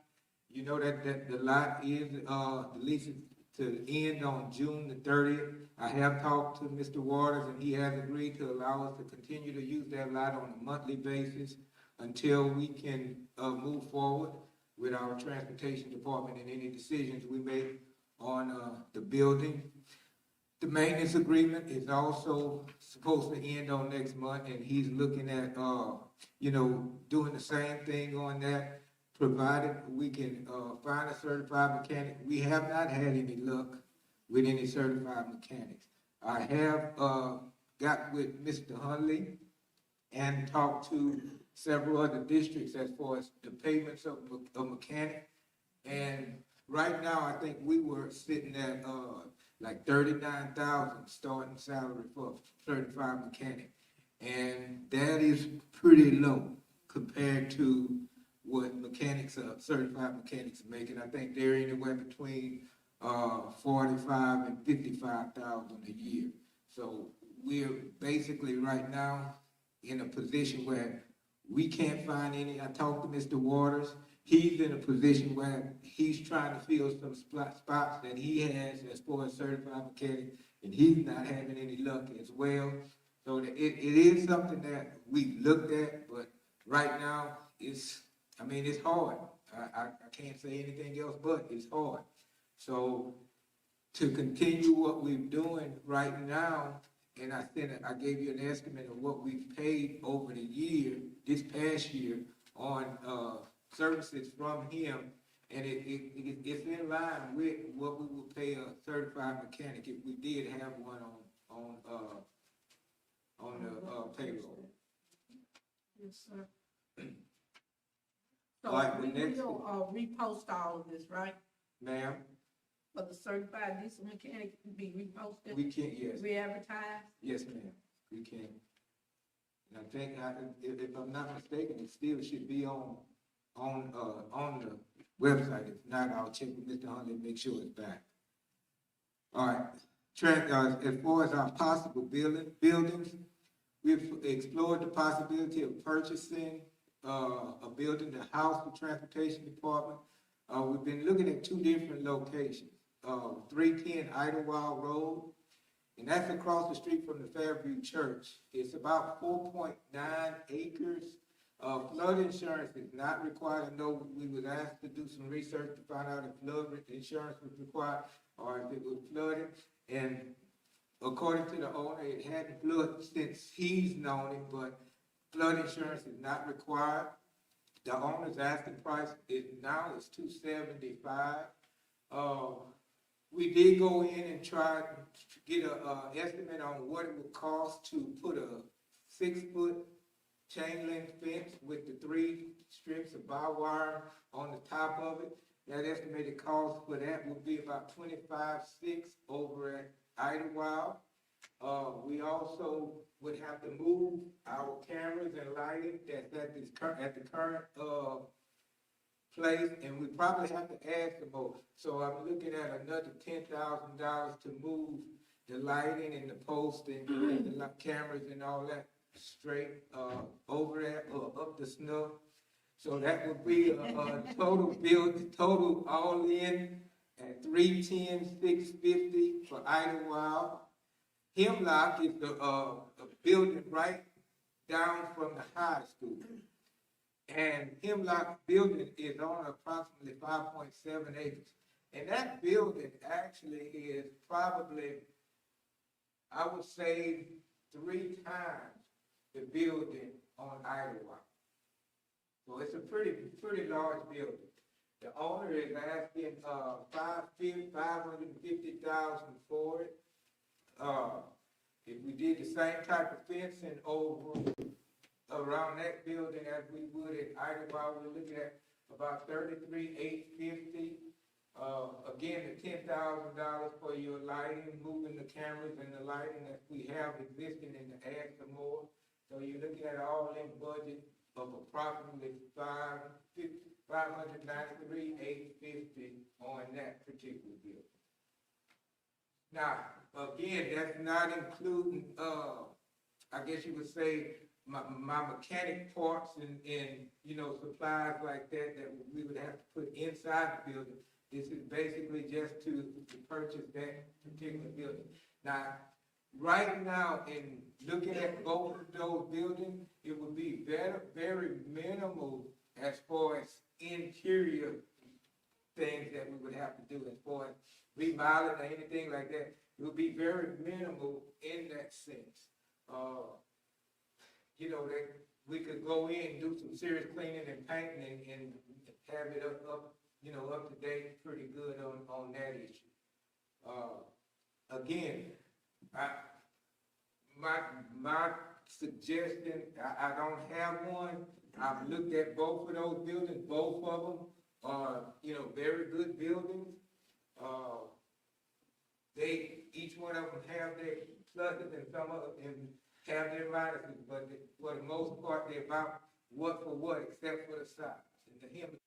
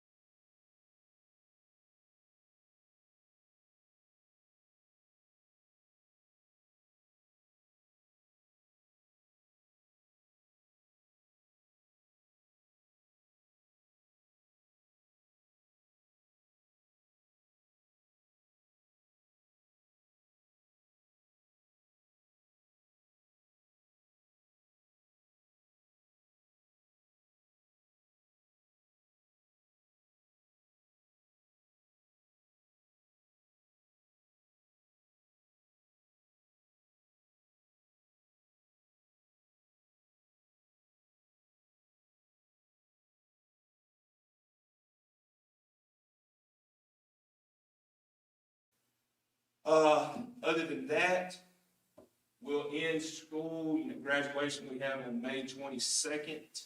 We also, teachers work through May 25th.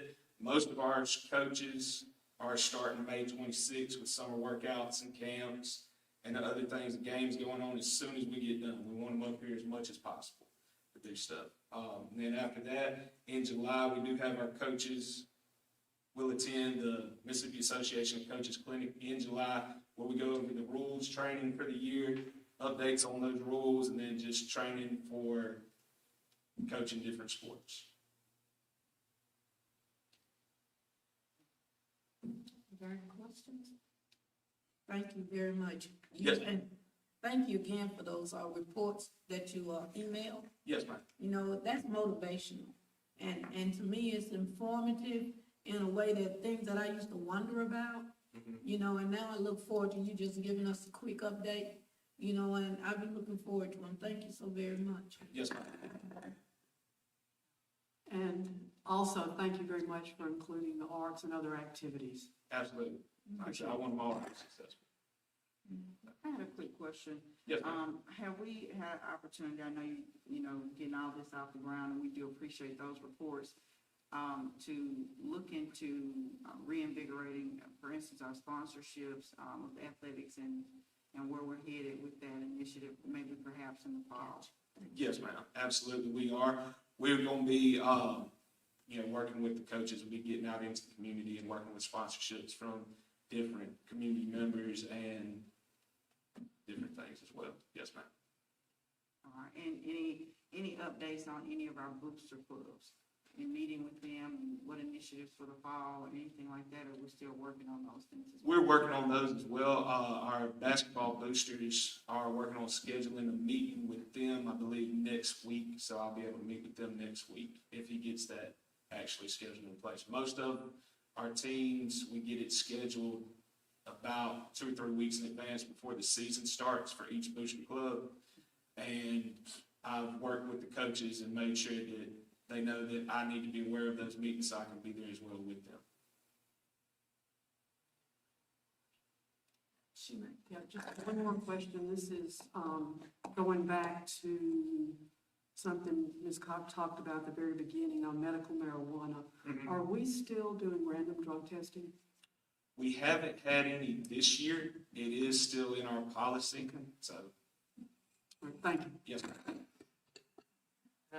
Just have one quick question. Yes. Regarding, I know the board had established a fund of money for meals before games and everything. Has that been helpful to athletics? Absolutely. That's been a huge help to them athletically, because what they've had to do in the past is either rely solely on the booster club or use their supply funds to be able to purchase meals. And with you offering the meal funds, that gives them the opportunity to buy more equipment and other items for the students that they need to be successful. So that's absolutely been a big help. So I guess, I know looking at the cash balance, there's still dollars there that probably, even with some seasons finishing up, that won't be expended by the end of the year. So with the meetings that you're having with Booster Club members and trying to get all those details pulled together, is it something that you think will kind of still be a help, to the students? Should it, be available next year and, going forward? Absolutely. It would definitely be a help. And I think what we need to do is we're going to have to meet with the coaches and get a bigger estimate of what they would actually need. Some of them were under the impression that it was less than what they actually had.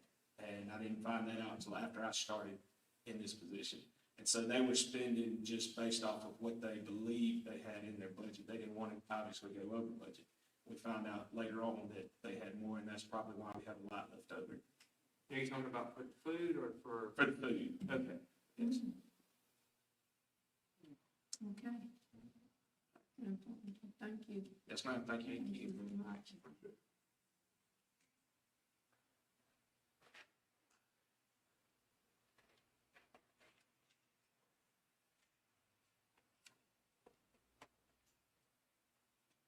Good morning. Good morning.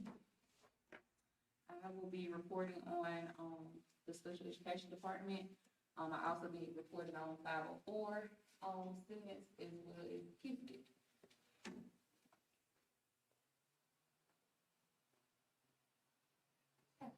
The Office of Special Program currently serves 489 students. That number fluctuates because of child find requests, students moving in and out of the district, but that's where we were as of last Friday when I ran our last, MSIS report. We currently provide the following services to our students based on their eligibility and their needs: inclusion, resource, self-contained, speech therapy, physical therapy, occupational therapy, and homebound services. Here are a list of services per site. I won't read those to you, but I do want to make a note that for Columbus Success Academy, those services are based on the needs of our students, as we do have students in and out. So that's a needs-based site. Have any questions about that particular slide?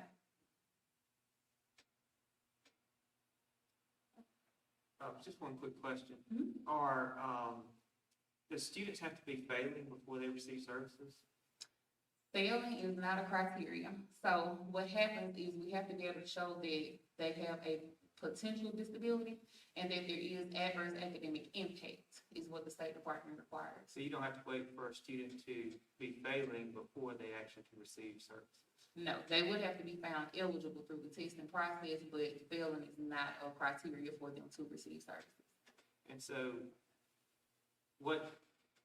obviously testing goes along with their meetings and other parts of receiving services. It's not just, like you said, black and white, that, hey, they're making all L's or D's and L's before they're eligible. Mhm. So if someone is cut off from services because that's the reason they're given, then that's a problem.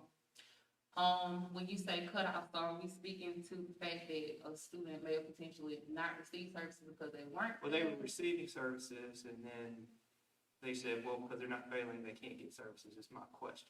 Okay, so I don't know when or who made that particular statement. No, I'm not saying it's specific. Right, I'm But they just asking can. is that as the district, and you would say, okay, you've been receiving services, but because you're not failing, we're gonna stop those services. that has never been communicated from the office since I've been here. It has to have an adverse academic impact. It may be from a social standpoint, it may be from an academic standpoint, or from a vocational standpoint. We also look at, the number of absences that a student has, because we have to ensure that they have had, adequate, exposure to the curriculum as well. So it's not black and white, like we said. There are several different facets that we have to look at when we look at a student's case, which is why we have the MET team, meetings with them, where we pull in those gen ed teachers. We look at their QM inserts to look at attendance. We look at behaviors. We revert to, the MTSS document that comes out every month, where we're looking at those behavioral and, academic standpoints of the students. And let me add this real quick. And, one of the, to answer that also, your 3-year reevaluations, and if there is a need that the child may be mastering out, then you come back and you do a comprehensive assessment. That can be conducted also to see if the child continues to meet the eligibility criteria for the services. And that's actually a question I want to ask you. So at that point, they had to do a comprehensive again. It's not something Yes, they sir. could just say, you can't have services any longer and not do comprehensive. Well, the parent, can request. But if they're told no, The parent can request during a formal meeting, the parent requests the meeting, and, then you, conduct the comprehensive evaluation to see if that child continues. So I do want to chime in really quickly. When we're looking at reevaluations, we do look at the student's data as well. So it may not necessarily warrant going in and doing a full comprehensive reeval. We may look at their student data as it relates to their academic work, where we get our teacher input forms, as far as the information that the teacher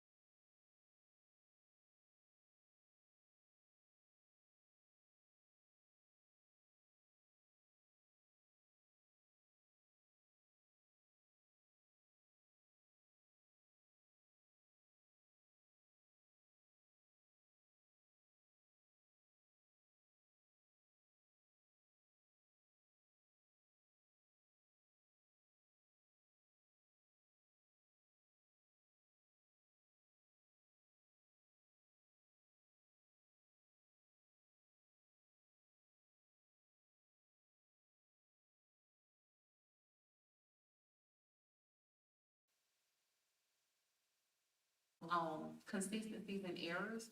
And so I made those as we've gone through, such as the PLAB, testing accommodations. That's one area that our teachers aren't as well versed in. And it's an area that can really get us into some trouble. So, I've made note of those as we've gone through and seen those consistent errors. So that's one way that will help to kind of mitigate some of these things that we've seen this year.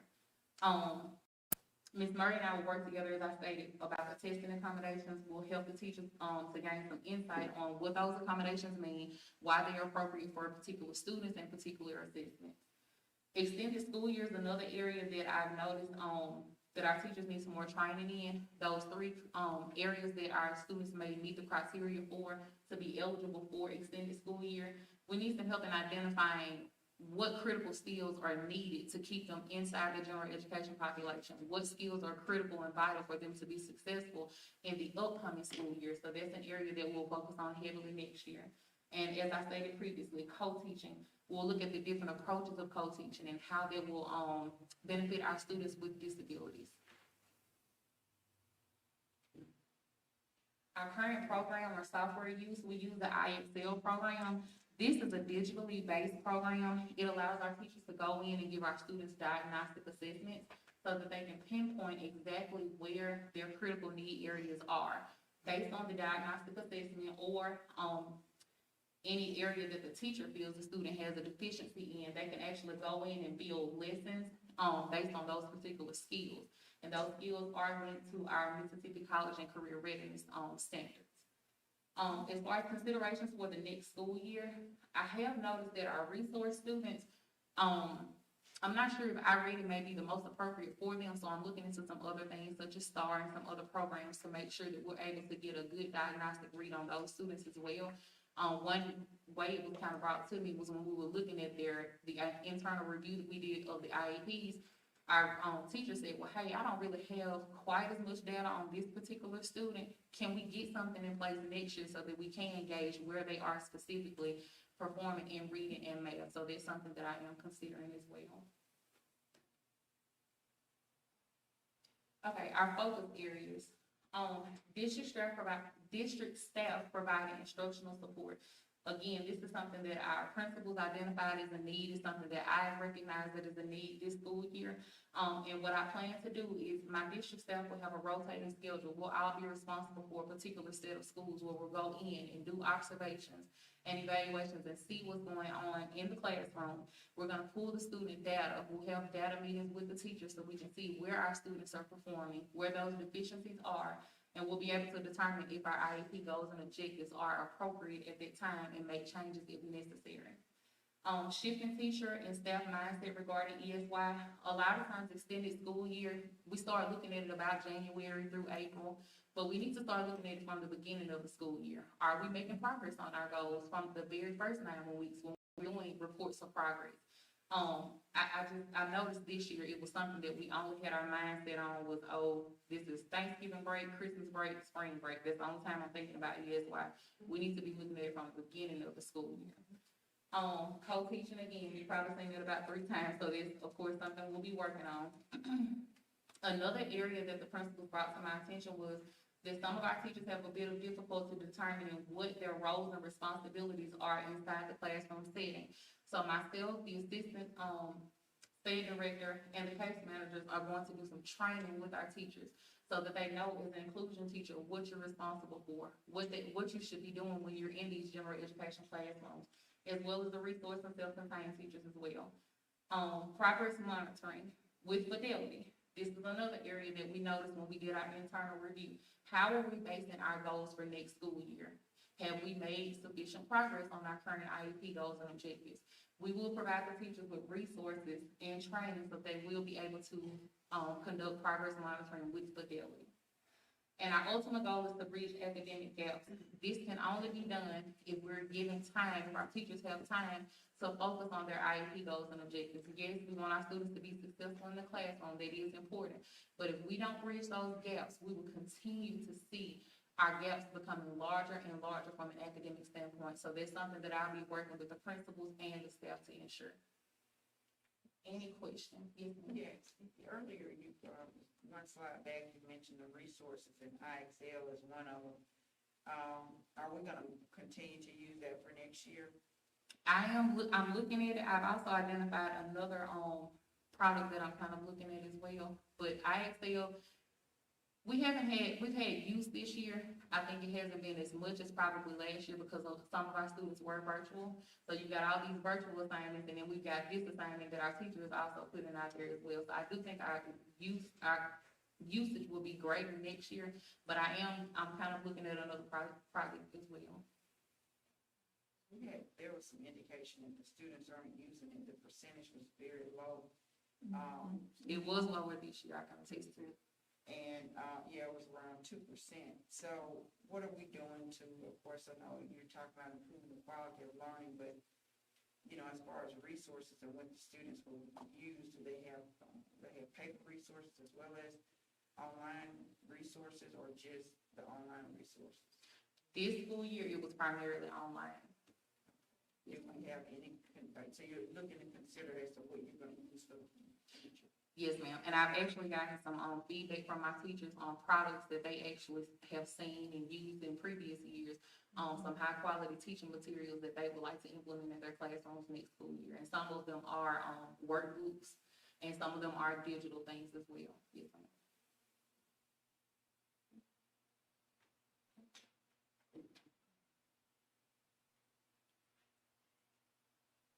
Can I ask you a question? Yes. Boy, time going back. High school and graduation options. Can you sort of briefly explain to us what we're doing to address, services for students that are not traditional diploma? Okay. So our alternate track, diploma students would typically be like your resource students at the high school level. We're actually looking more at their curriculum to make sure that we're taking the most appropriate classes, that we're being educated on those particular subjects and skills. And that's something that I actually got to work more with our staff on. From what I can see right now, we don't have a good handle on all of those options that are available to the students. So we've got to do a lot of training and a lot of educating in that particular, facet. Our certificate routes, I think they pretty much have it, but again, Ms. Murray and I and Mr. Chapman, we're looking at what classes are these students taking? We want our self-contained students to be as educated to the best of their ability as well. So it's gonna take some look at the curriculum and what we're actually doing with these students when we start talking about diploma track options and educating our staff as well. Are students still graduating with certificates? They are. So now it's like traditional diploma and certificate. Well, we got the alternate track and the, certificate route as well. Say those again. The alternate diploma Yeah, and the certificate option. thank you.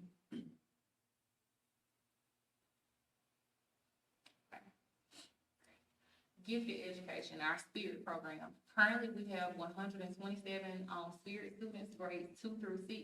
Again, that number fluctuates. We have 4 teachers that serve 6 schools, this particular school year. And regarding our spring and summer testing, I'm happy to report that the bulk of that testing has already taken place.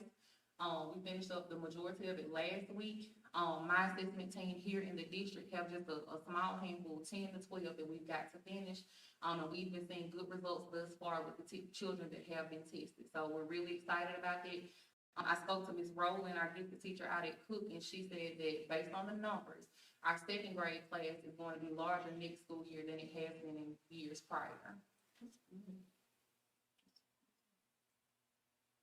Section 504, the actual procedure that the school district or policy that the school district has in place is that our students, when the parents come and they say, hey, I want to request a 504 from my student, and we're seeing it more and more frequently, especially this school year.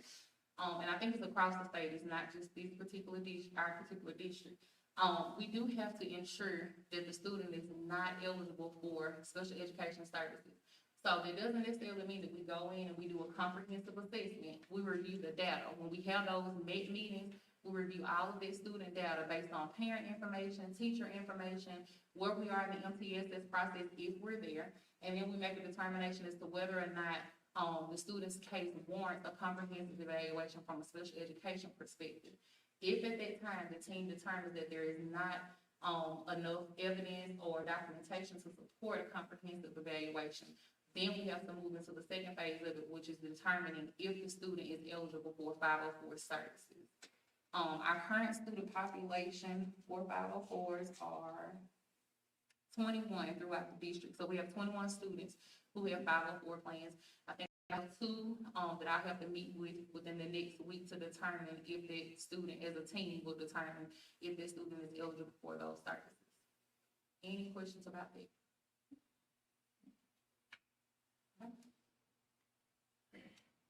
All right, that's all I have. If there aren't any more questions. Questions? Thank you very much. Very good. Thank you.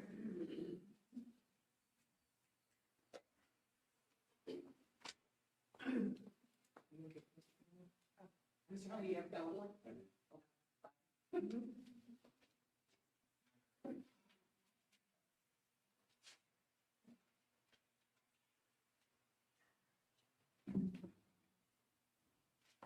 Good morning, well, I was having. So, I have a presentation to share with you. Hopefully it'll be thorough and concise to give you an understanding of the operation of the Office of Human Resources here at the district. And to get started with that, I have a few areas that we'll focus on. We'll go through a function overview, just giving you an idea of some of the key things that we do. We'll go through an activity cycle, just giving you an idea of over the course of a year how we operate. We'll talk about some changes, potential opportunities that have developed, particularly this past year as we're going through the pandemic. And then we'll go into our, what I call the current focus, which would be things that, best way I can describe it, that are in season, for lack of better words, things that are more pressing as we are at this point in the year.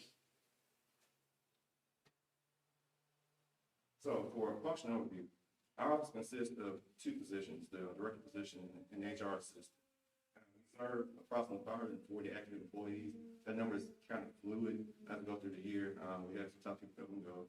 So the last report I ran was about 540. As far as what we do, we try to be a service-oriented department. We serve not only our present employees, we also serve our past employees and to an extent our prospective employees. So it's kind of happens that in some cases all at once, but we manage. So some things we do, staff recruitment and retention. With this is we serve as more of a facilitator in this process. We work very closely with our administrators and hiring managers they do a lot of the process as far as. Are you able to hear me? Yeah, it sounds like the air conditioner just went wild. Could you speak up just a little bit? Sure. Thank you. All right. So I'll start over again on this slide. So as I mentioned, for staff recruitment and retention, we work as a facilitator in this process. We work closely with our hiring managers and administrators as they go through the process of getting applications and interviewing, making recommendations to our department. We prepare the information for you all to consider and improve. With retention, we'll talk a little bit more about some things we do with that just a little bit. Following the recruitment and retention piece, we also are very instrumental with onboarding. Onboarding really, in our office's role is in limited capacity. We're working more with bringing in a new employee, confirming their background, getting our paperwork completed, things of that nature, getting them prepared to go out to their respective departments and begin work. They'll get more of their formal onboarding with their respective positions once they get into their locations. Benefits compensation. Our office's role with that is really to help ensure that the employees are benefit eligible and also ensure that they are, as far as compensation goes, ensure that they are compensated according to their qualifications, their experience as it relates to our salary schedules. Records management and reporting. Very important there. Our office is the hub, if you will, for all the employment records for our district. Reporting is essential. Particularly when we talk about reporting, we're focusing mainly on the Mississippi Student Information System, or MSIS. We're responsible for entering data in for every employee in our district and maintain that data throughout the course of the school year. We have to make sure every employee that's with our district is assigned to the district, make sure they have either a work code or a job schedule, make sure they have salary information, and other indicators. We have to make sure all that data is maintained in our district on a monthly basis. Our credential service. This is where we provide more service to our past employees. But this is where we have verification of experience. In education, we have to go back to our records, identify when a person was employed here, what they did, how long they did it, and pass it on to the next employee. Licensure requests, this is also important. We have sometimes new employees that come in, particularly our certified individuals, and they may need support from our office with submitting an application to the Mississippi Department of Education for educator license, so we work with them on that. Personnel policy guidance. With it, sometimes employees will come to us and they may have questions about interpretations, and so we're able to review the policy with them and then give them understanding about that. Position development. All right, so with that, we have occasional needs to develop positions that help support the needs of the district. And so we're responsible for collecting sometimes comparable information, researching. Again, all the information goes toward building position descriptions that often make their way to you for consideration. Excuse me. Retirement consultation. This time of year, especially, we have employees that are reaching the end of their career. They choose to begin the retirement process, and they begin that often with us. And so we'll give them a guide, understanding what goes into it from beginning to end. We talk to them about the information they need to submit to PERS. We talk to them about insurance and things that they are very valuable as they journey through for retirement. Excuse me. And then offboarding. With this is going to be more for our employees that leave. There are some processes to go through with that, and we're responsible for making sure those are carried out, and also collecting data from them for excuse me. So, any questions before I move to the next piece?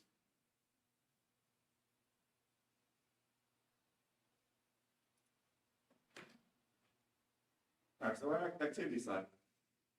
This is spanning over the course of the fiscal year, and you'll notice there's some overlap, but particularly when you look at from May until August.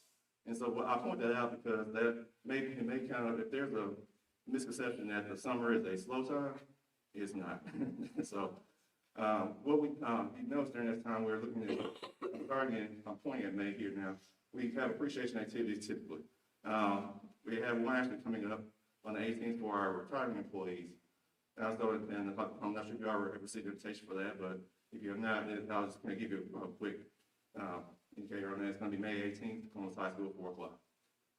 We also are responsible for again, facilitating offboarding and the traditions of the mentioning, which would be giving information to other places about former Empire, soon to be former employees. June and August, we shift to hiring, going through recommending new employees, getting them brought aboard. Then we move into August and December. That window is very important. During the state reporting requirements, we have really two big deadlines. We have one at the end of September, which was month one reporting. But again, make sure every employee is reporting in that system. And then in December, we have to make sure we confirm everything is in place, because that's the point in time which they collect the snapshot data, what they use for lots of key things like funding and things like that. January and April is another big time for us. During that time, we're going through staff renewal. So we're looking at the staff we have, assessing if they wish to retain their employment with us, we recommend them back, moving on. We also go through the process of recruitment, and I'll talk about that a little bit more in just a moment. The process for that changed a little bit this year, again, in light of the pandemic. And retirement consultation began this time of year because folks who are considering retirement start thinking about it, especially if they're looking at May or June, to start during this time.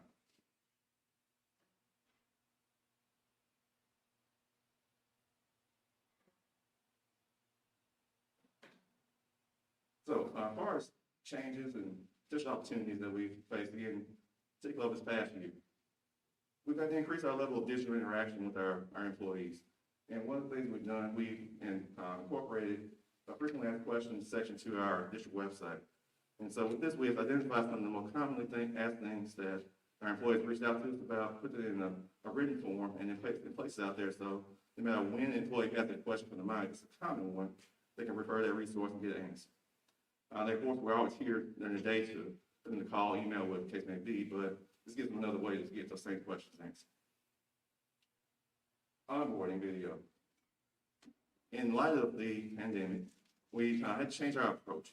What we did do before the pandemic was to bring our new employees in groups in person. We'll give them information, interact very closely. When the pandemic came about, we had to change things.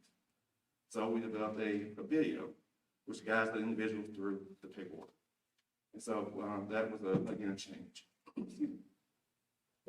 Another change that came about through the pandemic is this idea of telework.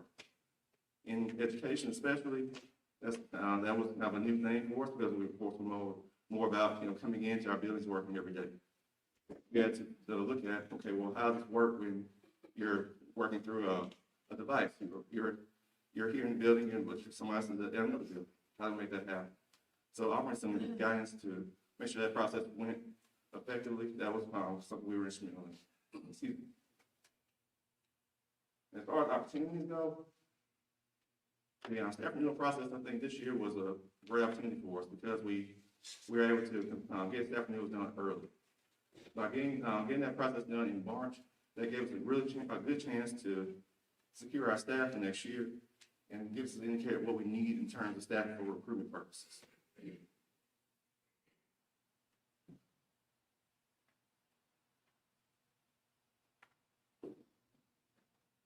All right, so to shift to getting the things that we're needing right now, and of course, recruitment is one of those.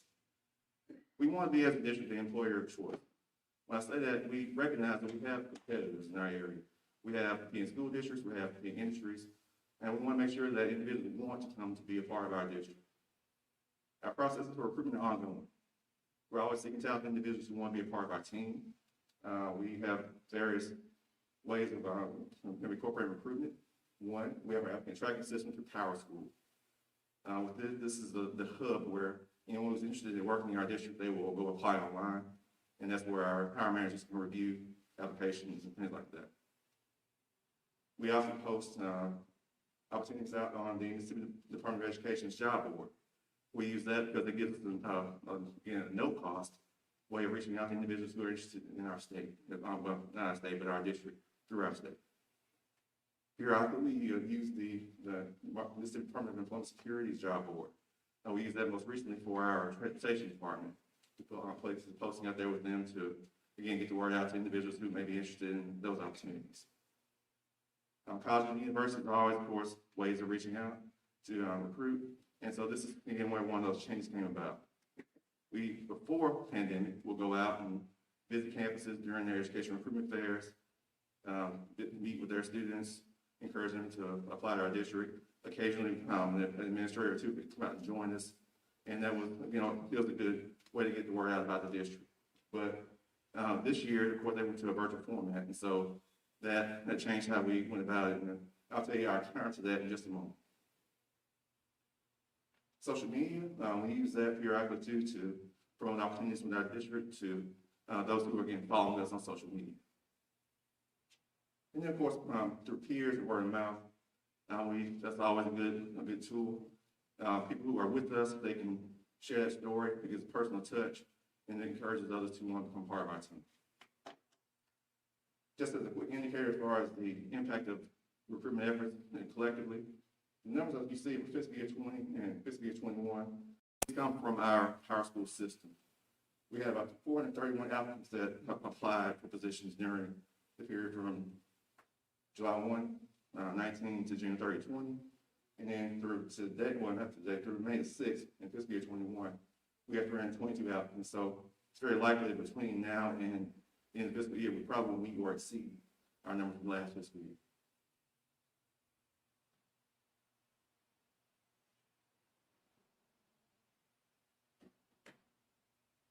All right, so now next on, continuing on recruitment.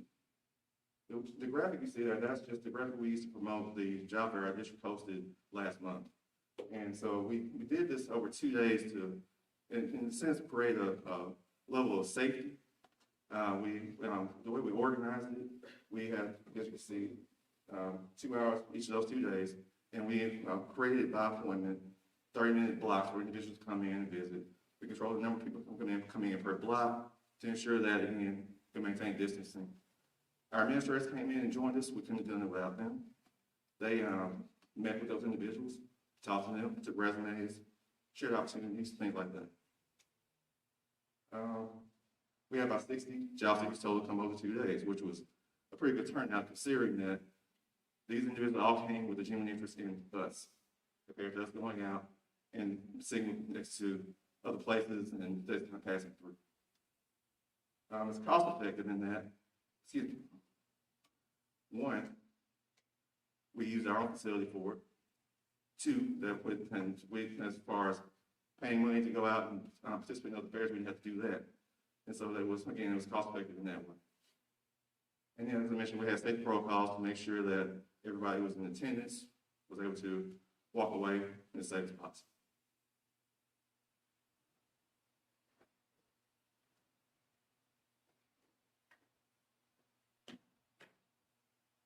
All right, so now the other part of the current focus, well, the second part, is dealing with retention.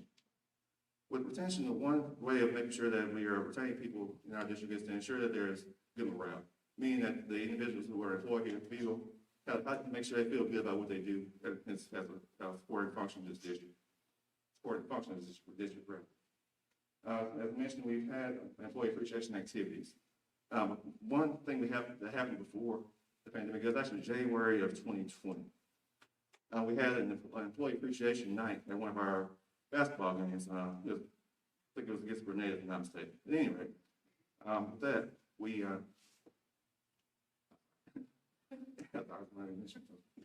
but at any rate, what we did, we had refreshments available for our staff before the game. And we also had a chance for our employees who came by to enter their name for door prizes and also have a chance to participate in a halftime contest that was held during the halftime of the girls' varsity game.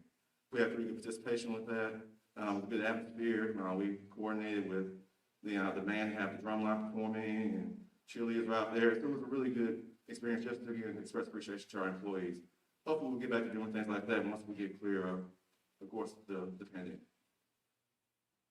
Encouragement for first-year employees. That's something that we, at one point, were really emphasizing more in person, but we're trying to figure out some alternate ways to do that.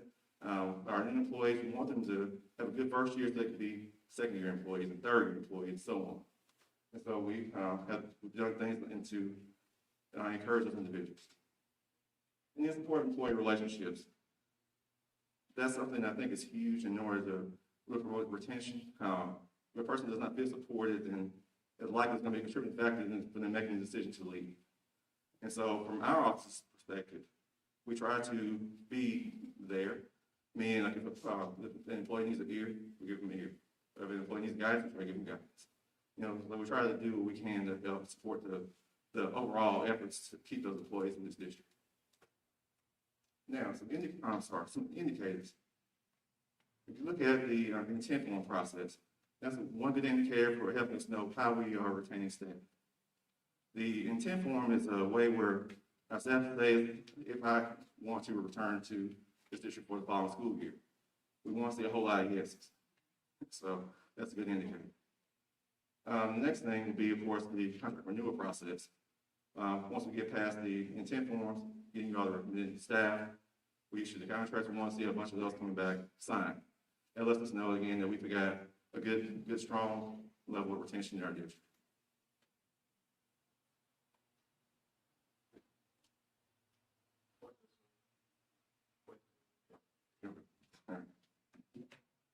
So, next, and the third part of the current focus, again, things that are in season. We have, as a district administrator, an employee exit survey. This is done electronically. This is set up with this, again, very cost effective. And I say that because we did not have to create any new expenditures to administer this. We are using a Microsoft Forms process, which is built into our Microsoft subscription. With this, it's set up with 9 questions. They're defined answer. Some of them are open-ended. And through this survey, we're looking to gain really two big pieces of information. One, we want to know why employees leave. And then 2, we're trying to figure out how we as a district can improve as an employer.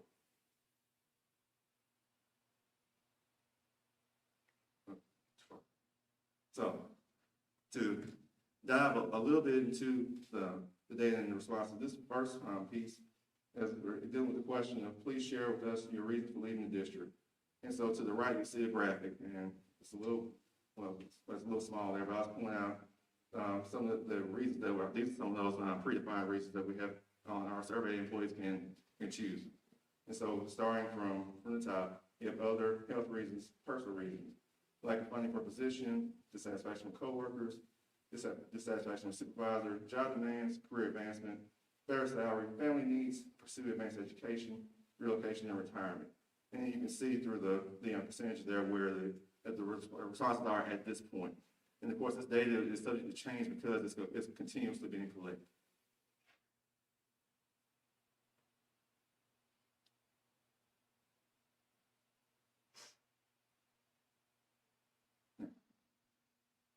As far as looking at the composition of the staff who are departing, as far as the level of experience, if you notice, again, using, this is a response to the question, how long did you serve in your position?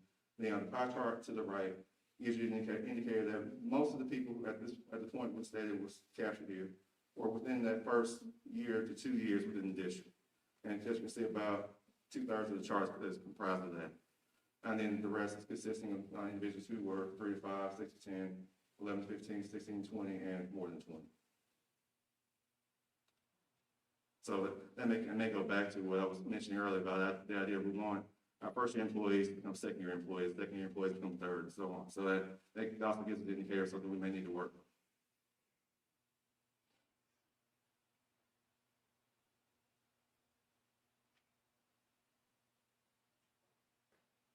And so then the other big questions I mentioned there too, it was, what can we do as a district to improve? And so these are some recurring themes that you see below that we captured from our data. As far as the question was, well, what are some things do you think the district can do as a means to obtain staff? And so one of the things that was mentioned was staff development. Another was some employees working multiple positions. A third, provide support services for employees. Fourth, increase pay. Fifth, increase the number of staff and funding for departments. And so those are just some things that were captured. And of course, as I mentioned, this whole process of collecting data is ongoing. So when we look at this little layer, we may see another set of responses, but these were the recurring themes we had as of this point.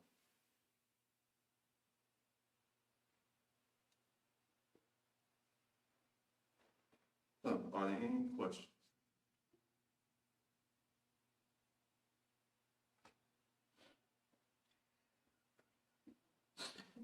Board, we have any questions? Mr. Huntley? Dr. Schumann?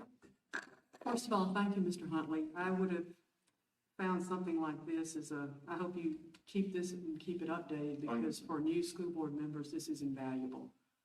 You get a really good idea of what y'all are doing. I did have a couple of questions, and I can hold these until we get to personnel items.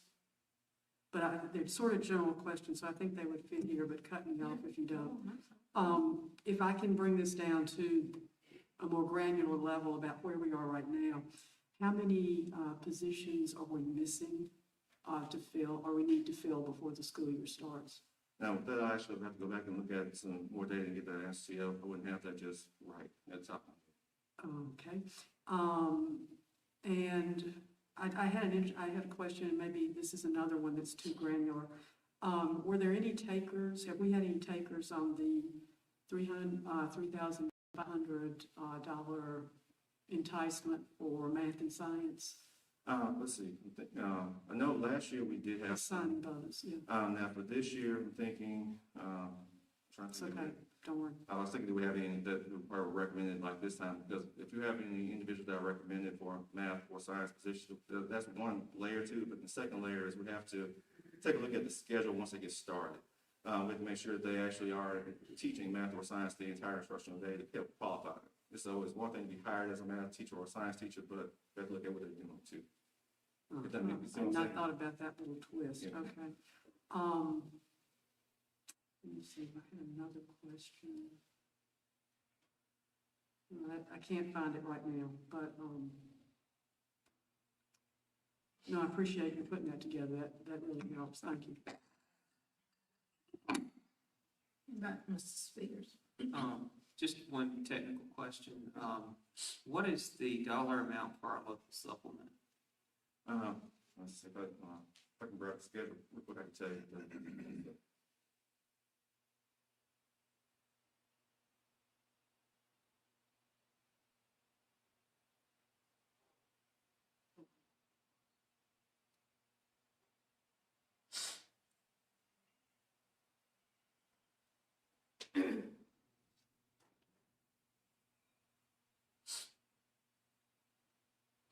All right, so you're referring to like the teacher's correct? Correct. Okay, all right, so for a teacher that holds a bachelor's degree, the start out is $1,500 for those who are in, well, that's for a person in the very first year, year zero. It changes, it increases over time. So for instance, year one, that'll be at $1,550, year two, $1,600, year three, $1,650. So it's like it's increasing in $50 increments each year up to year 35, where again, the person holding a bachelor's degree, we have a local supplement of $3,320. Okay. And with how many total, if we were fully staffed in teachers, how many teachers would we have in the district? The approximate number is going to be around 300, so give or take there. And so in order to get an exact number, I have to go back and look at, we have to look at, of course, what our active needs are to help us know how many teacher spots we need. Right, now, and I get that, and so let's just use 300, and those would be all teachers, those that are federally paid or just on the district, or? No, that I'm speaking and thinking in terms of all teachers, no matter what source of funding. Right, okay, but that's not including teacher assistants. No, no teacher assistants. Okay, thank you. Any other questions, response? Okay. I just want to say thank you for the exit interview. Thank you. Well, I like this. Oh, she has my Sorry, question. sorry, I found it. Write this down in the same place. The virtual fair, when you had your 60 people who come in, have we hired anybody from that group? actually, I think on this agenda, I know there's one particular person that, she came by our fair, and so she's being Okay. recommended, so we are seeing some benefit from that. Okay, thank you.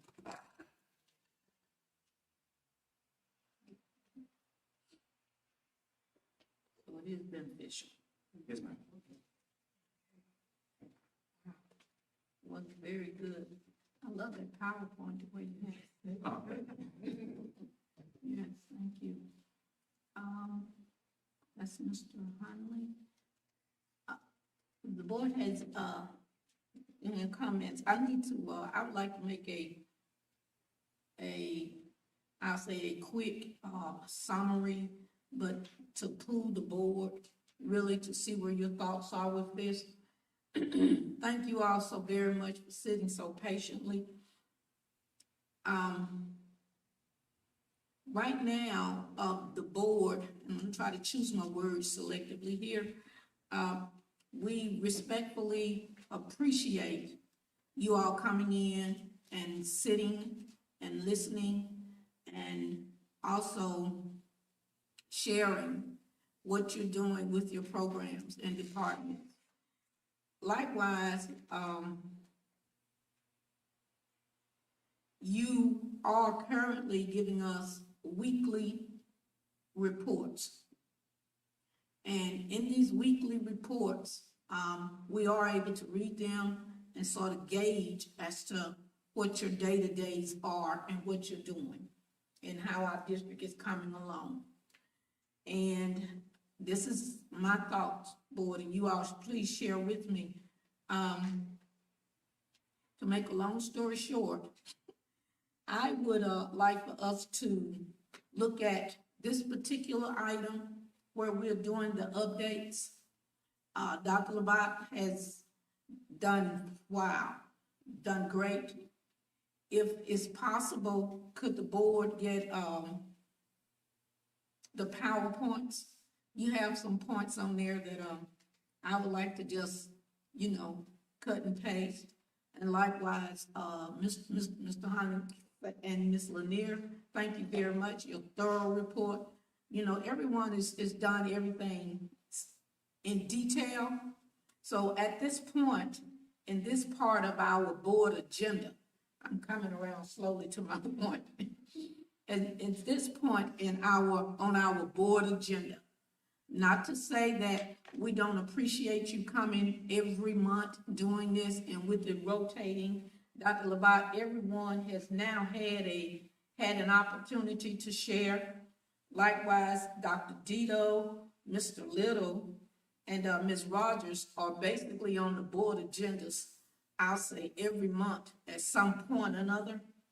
And if the board, once we're getting these weekly reports, board, if we see that we have questions, could we, during the board meeting, if we do have a question, just ask that question at that time and not the directors themselves sitting during the entire board meeting. Likewise, superintendent, I know you selected to do a board update every month, and thank you very much for that. Right now, you sort of caught us up very good, to me, very well.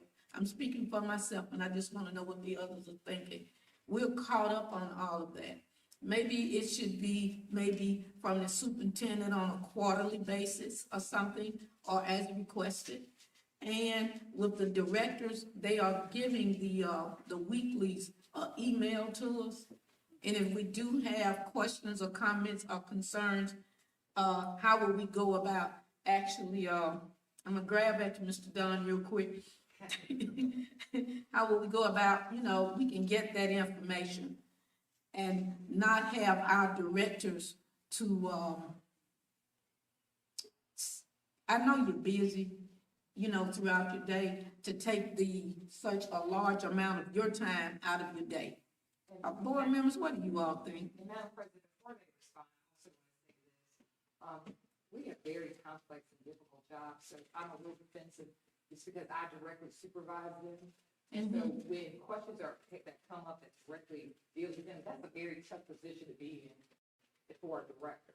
And so if I come with, on the fence of I supervise them, y'all follow me?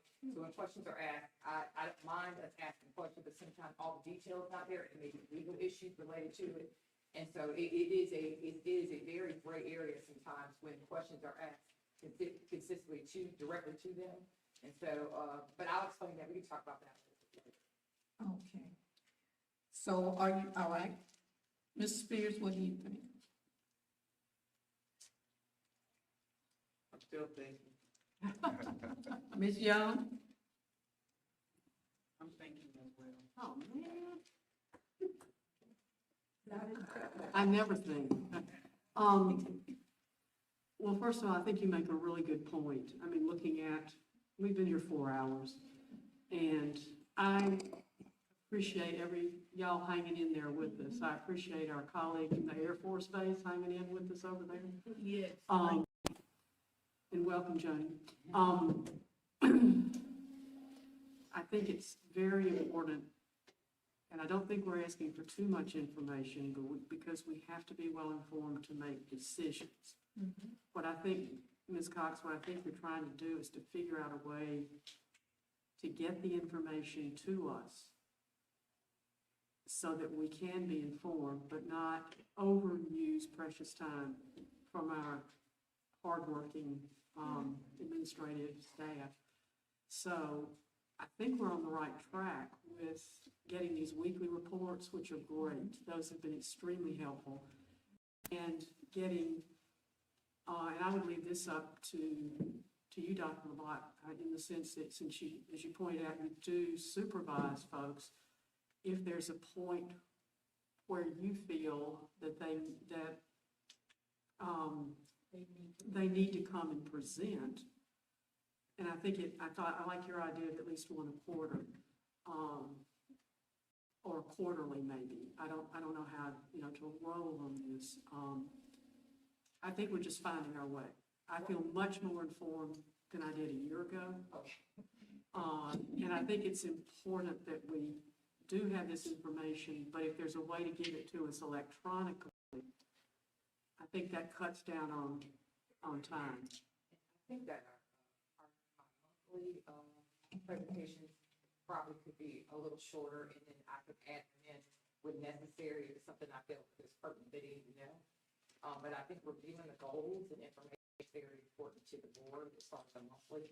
It could be shorter, but I think we're dealing with so much with mitigation of COVID-19 that I feel like there's things in the interim that I need to tell you all, especially moving into us going to school full time.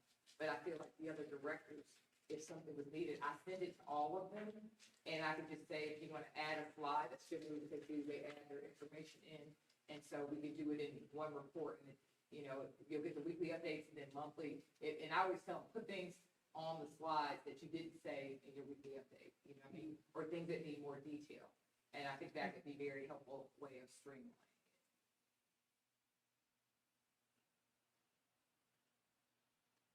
Mrs. Clark?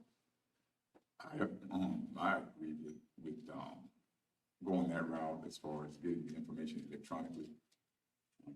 It's time saving, and it also allows us as board members to develop the questions.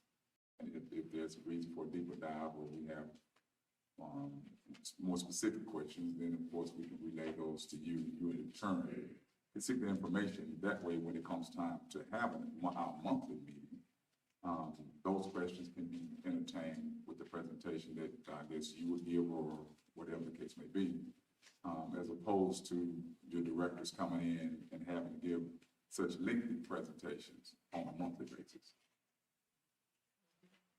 I believe they're rotating, and right now everyone is giving us a thorough presentation. Ms. Young? Yeah, thank you. Oh, I'm sorry, Mr. Beard?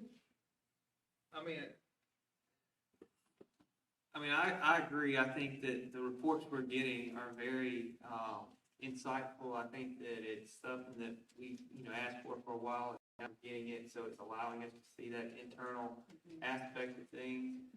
I also like, being able to ask someone to get answers about certain aspects of it, but I do agree that, those are the questions we need to be posing to Dr. Lott, and then hold her accountable for getting those answers back to us instead of them directly, because, obviously it's her that we have to decide on. That's it. So that's why I would think that she would need to be the focal person here, and I agree, I appreciate her, different things that come up that they need to be here to answer questions for in a support role, but putting them under the light, front and center, every month, I think, is tough. So. But it was much needed, and at the same time, now I think we're all looking in the same direction. So what about you, Michelle?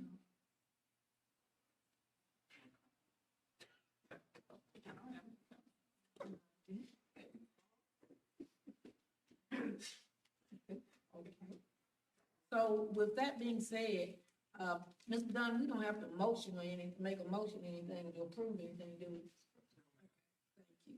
The discussion has taken place, and if the board is in agreement that,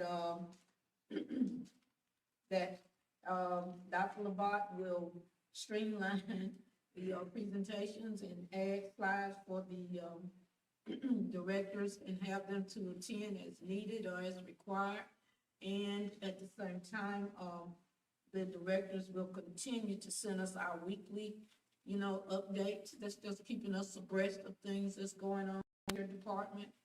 That's satisfactory with me. So I want to say, everyone, raise your hand. If you are in support of this,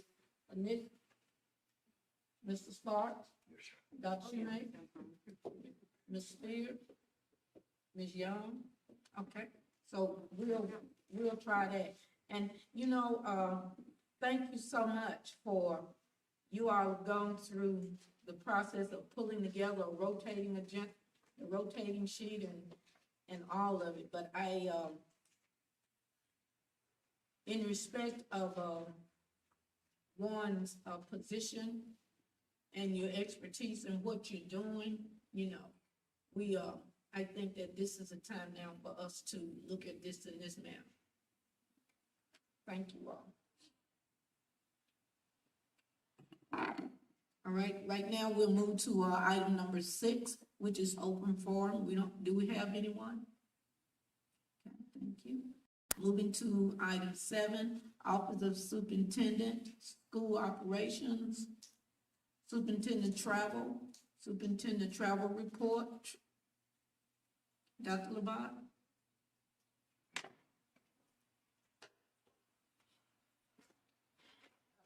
Yes, I did attend a legislative review session last week to discuss some of the current education bills for next year, namely in support of the social emotional learning bills that may come to fruition in the fall, or I would say next January.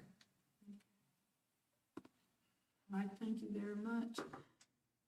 Superintendent recommendations, consideration to approve student travel.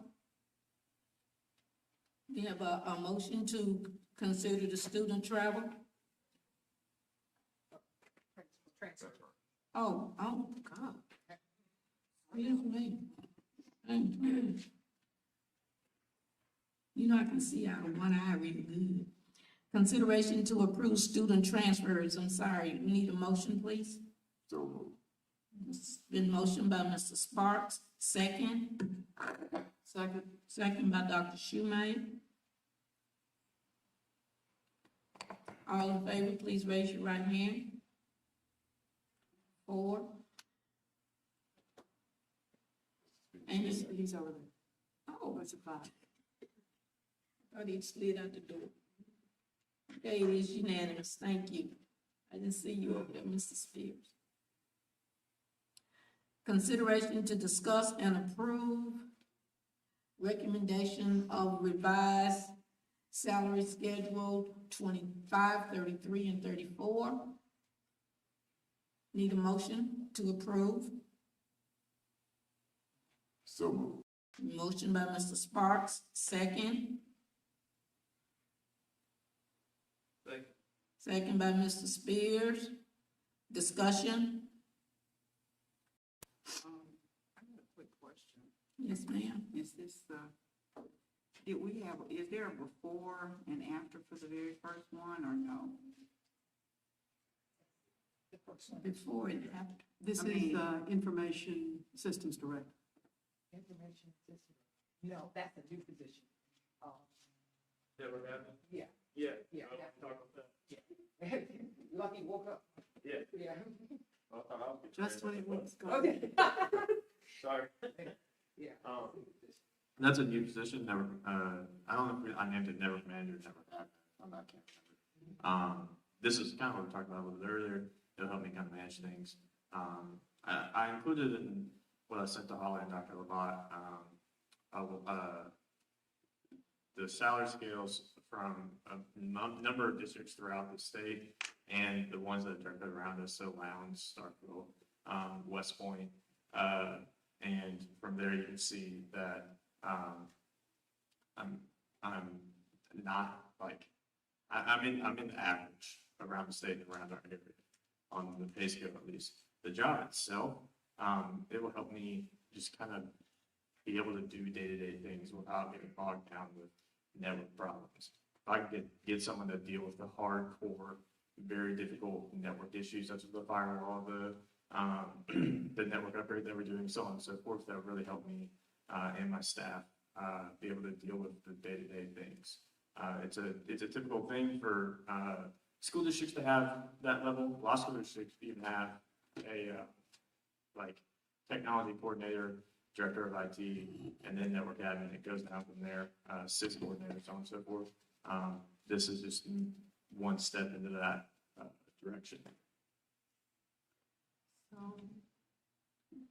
The information systems director is a new position, and the network administrator and the coding. No, the network admin is the only new position. I'm currently the information system. Okay, Yeah. but I was asking what was the before, and I'm sorry. The only thing that's new is anything related to the network admin. Yeah, all it's, Everything else is the same. So they're just all lumped together? yeah. It's a Oh, yeah. I understand that. Oh, thank you. So So the only one that's added in that's new is the network administrator? Yes, yes. Okay, so the top one is the same, Yeah. and the coding facilitator is the same. Yes. Sorry, I misunderstood the question. I guess the job description is something we've already approved. No. So we don't have a job description to go along with the salary With scale? this one? I haven't seen one.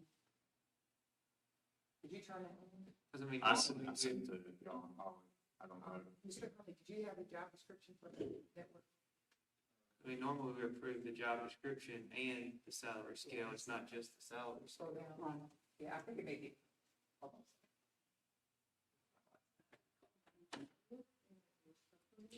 He said, look at yourself. I can email it to you on Oakland too, if you need to, but. It's the anti-software, the regular minutes, details, I don't see it. You see it? No. No, it's not attached.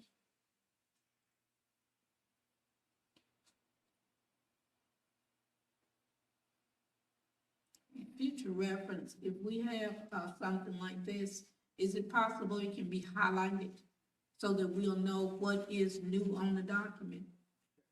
And then that way, if it's highlighted, then maybe an asterisk to let us know, please refer to the board uploads. And then the board will be able to see what the new position is, if you're gonna have them all on the same page.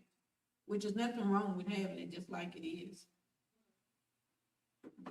So I go back to, I mean, we're being, and Mr. Dunn, I guess I just asked, I mean, are we allowed to approve it without having a job description to approve this position? Yes, you Okay. can. Okay, I was making sure. Okay. Can it be approved on a contingent basis? I mean, I'd like to see a job. Was it in the budget? And go ahead. I'm sorry, Ms. Bell.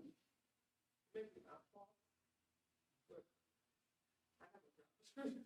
I do have a job description here in my folder, and I just failed to put it on the agenda maybe, and possibly on the supplement right before we.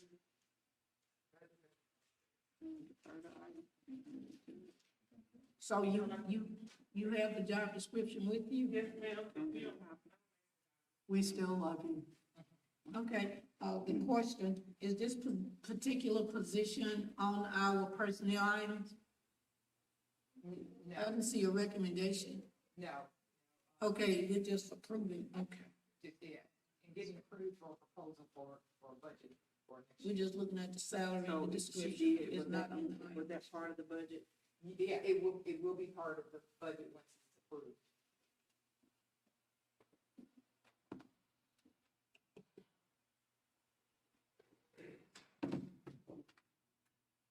Okay, so at this time, board, we'll look at this item.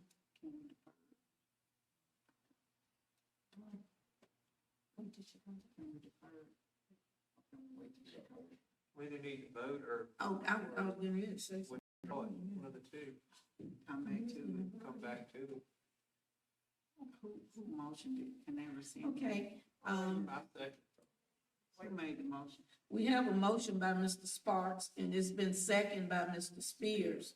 And we've had discussion, and, right now, I can withdraw my second, and then we can come back to it once we look at the job. If that's what y'all want to do. I'll look Okay. at it. Yeah, that makes sense. That makes sense. Okay, so okay, Mr. Spears, withdrew his second. Mr. Strong, Made the second. right, so do you withdraw your? Do you withdraw your motion? Oh, yes, yeah. Okay, got it. Okay. So we'll wait on Ms. Bell to come back. They withdrew the, motion and the second.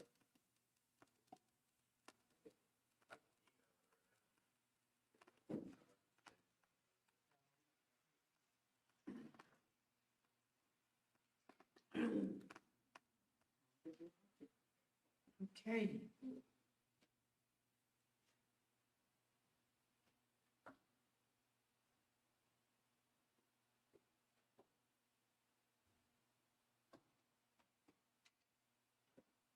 Could we please make note also, and I know we're feeling our way with these, a lot of these, because it hasn't been set up like this continuously throughout the years.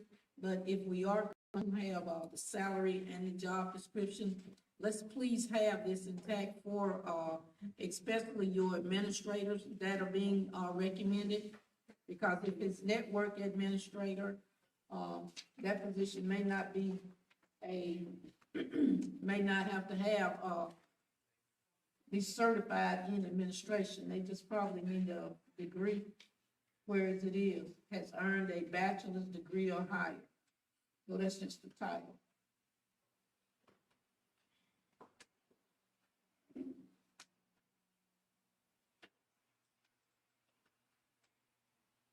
But it's right here is worded, information system, all right, network administrator. But they only need a bachelor's degree or higher, so this is not really an administrative position. I'll give us a moment to just scan it real quick.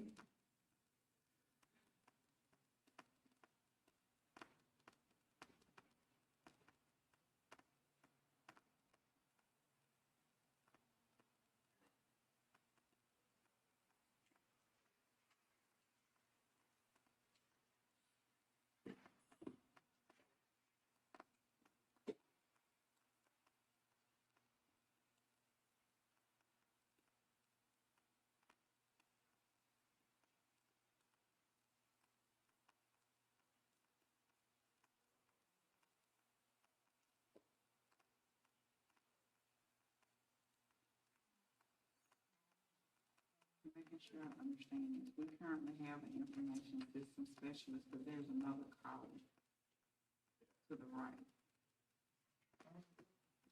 So we currently have me, right, the information systems director. You currently have the information systems specialist, Okay, and then you have the coding facilitator.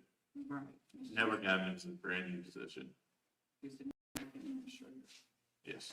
And I just call it network admin. That's what most, most IT departments, I guess, outside of school districts call it. It's just a name. It's not, I would still be in charge of the MIS department. I just use admin because that's what most IT departments call it. You typically have sysadmin and network admin and so on and so forth.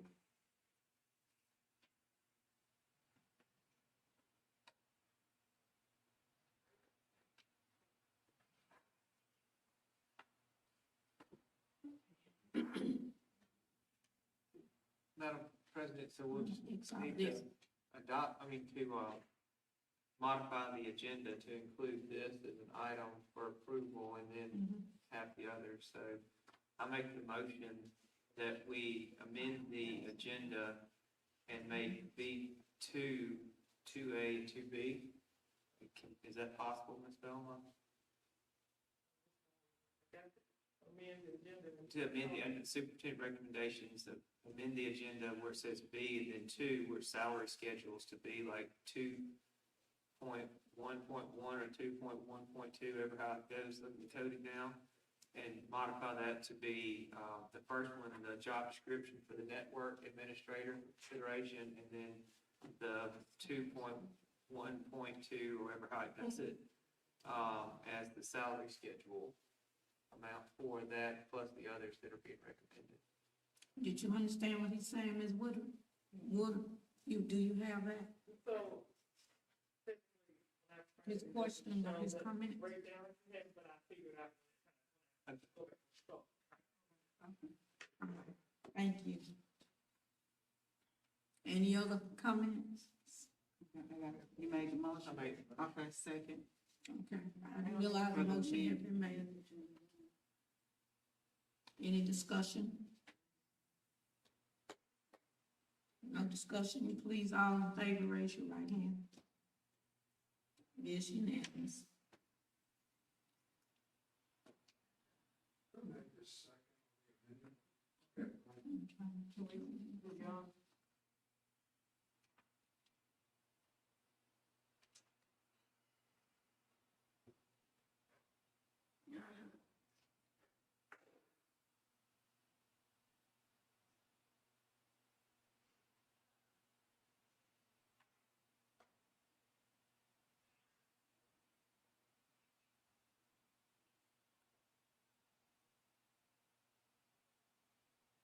Number 3, consideration and a discussion to approve staff person, excuse me.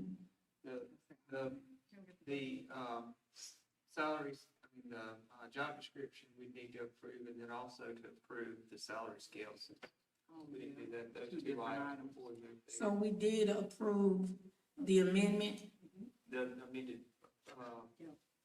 agenda, yes, ma'am. Okay, I'll wait. Go on. Just, excuse me, you all, excuse me. Okay, now we will go and approve the salary. Thank you. The job description. Job description. Yes, ma'am. And then the salary. Okay, is it important which goes first? We feel both also. Okay. We will approve the job description. All in favor, would you please? I need a motion, please. So moved. You all are mixing me up with all this advice, I tell you.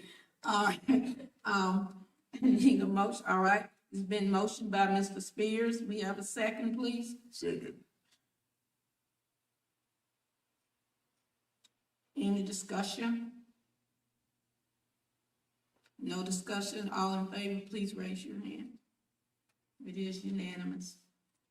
The job description has been approved. Now we will move to approving the salary. All right, I need a motion to approve the salary. Okay, the salary has been motioned by Mrs. Young. And second by Mr. Spears. Discussion. All in favor, please raise your right hand.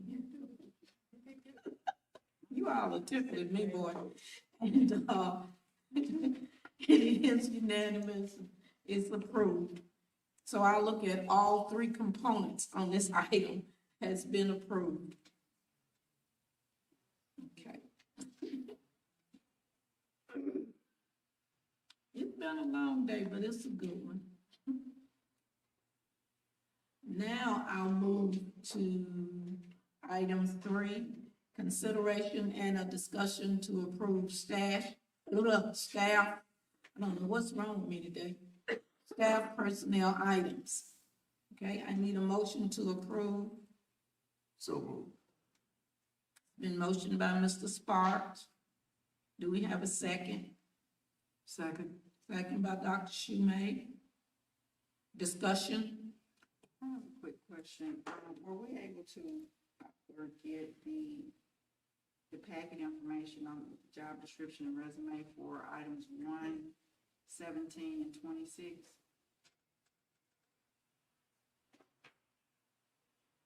Items 1, 17, 26. Mr. Hunley has those, if you all want to review them.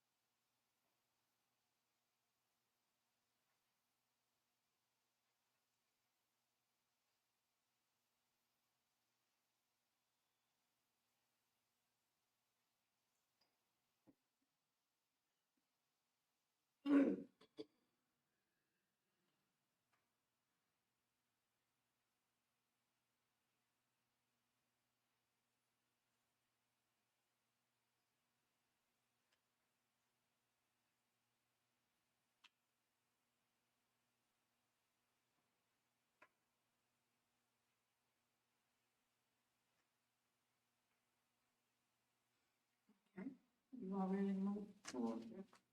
Had time to review? We have a, it's been motioned by Mr. Sparks, second by Dr. Schumate. Any discussion? Oh, there's a name difference on one of them. Well, none of you go ahead, Ms. Young.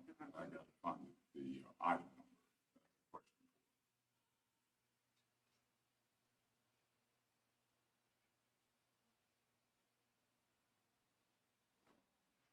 Okay, so, item number 26. Number 26? Looking at the minimum qualifications of the position.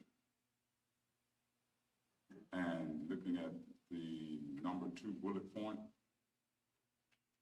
as I don't see that particular qualification being met unless I'm overlooking it. I think it's on the back. On the back?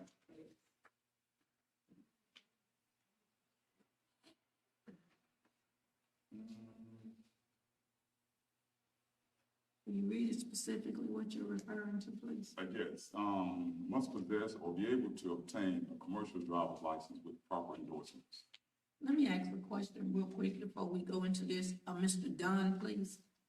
Mr. Dunn, when we're discussing personnel items and we're going into the extent of certification, is this for executive session or is it appropriate for us to discuss it now? If you're gonna drill down, you need to go in executive session. You're talking about various.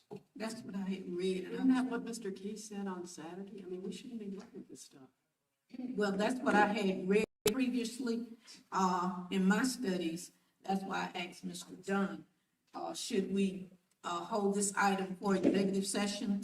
So would it be appropriate for us to take up the personnel item altogether once we, come out of executive session, or go on and approve them without this particular item? But they may have other questions on other items.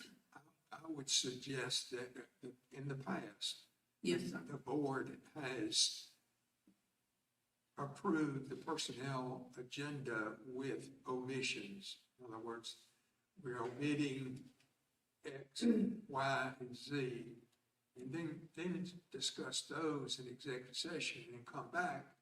If you want to approve them later, you approve them after executive session, once you come out. Okay, and so that will be item 26, is it? So that would be item 26. Is there another item? No, let me just say, I think, just in effort of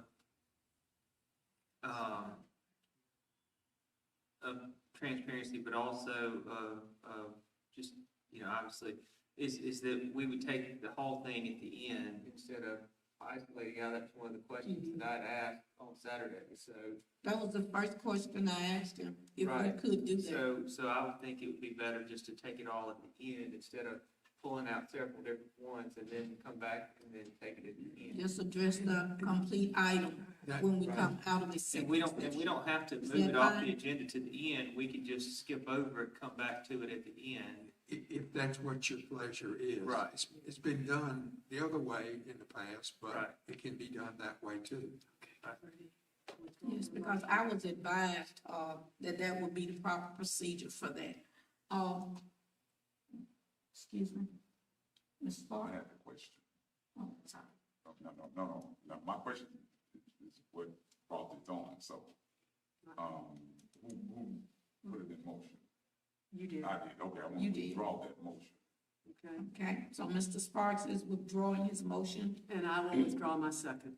okay? So item 3, consideration and a discussion to approve the personnel items will be taken up in our executive session. No, after executive session. Okay, afterward.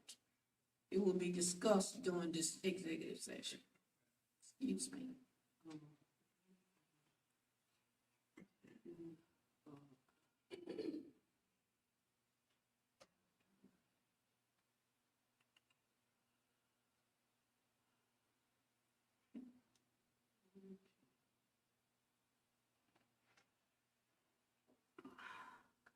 Moving on to item 4, consideration of or discussion of approval to move the 6th grade program inclusive to students, teachers, leadership, and support staff from Columbus Middle School to Hunt Intermediate School beginning the academic year 22-23. Dr. Labat. Did you have any comments that you'd like to make on this item before we move it to approval? No, other than this is just the first step for reconfiguration if we want to move 6th graders Okay. with MDE. Need a motion to approve. So moved. Been motion by Mr. Spears. Need a second. Second. Second by Mr. Sparks. Discussion? No discussion. All in favor, please raise your right hand. It is unanimous. I'm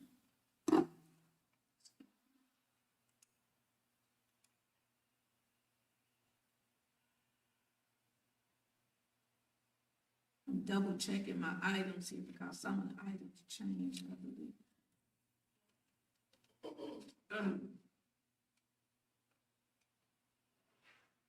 Number 5, consideration and or discussion to approve memorandum of understanding between Columbus Municipal School District and MSU Office of Clinical/Field-Based Instruction, Licensure and Outreach. We need a motion to approve. So moved. Been motioned by, Dr. Schumate. Second. Need a second, please. I'll make the second. Any discussion?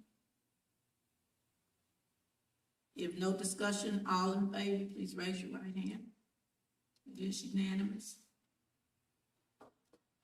Consideration number 6, consideration and a discussion to approve memorandum, to approve MOU addendum and modifications between Columbus Municipal School District and EMCC.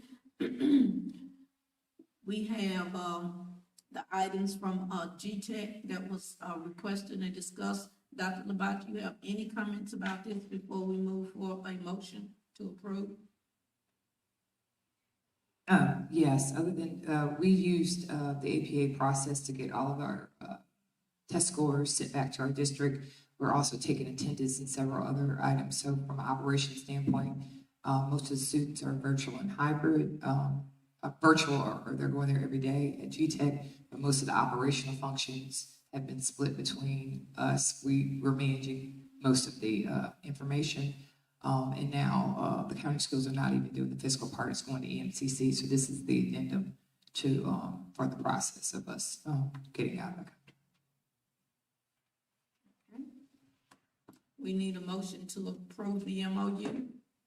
So moved. Been motion by Mrs. Young, second. Second. Second by Mr. Sparks. Any discussion? All in favor, please raise your right hand. It is unanimous. Thank you. Number 7, consideration and or discussion to approve extension up to 20 days for Dr. Janice Page Harmon, exiting contract. Dr. Page's proposal. I need a motion for approval. So moved. Been motioned by Mr. Sparks, second. Second by Mr. Spears. Discussion? I have a question. Dr. Labat, once Dr. Page completes her contract, how will we move forward with the existing programs that she currently works with?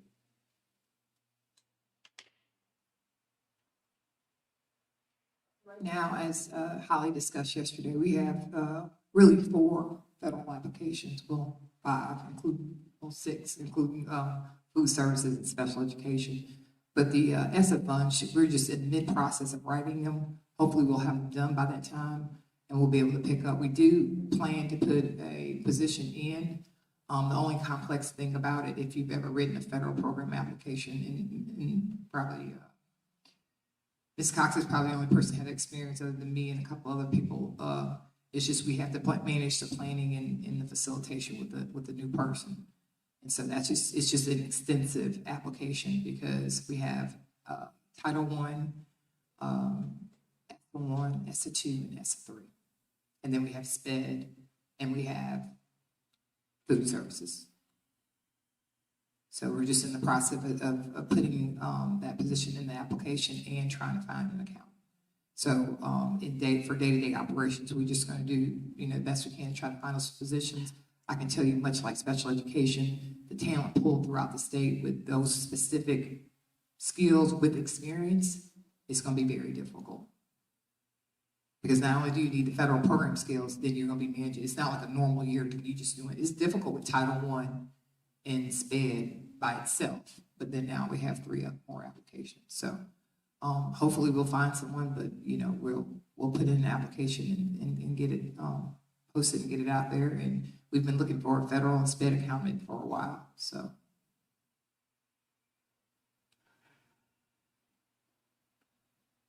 they're just high skill level jobs. All right, any other discussion? All in favor, please raise your right hand. It is unanimous. Motion is passed.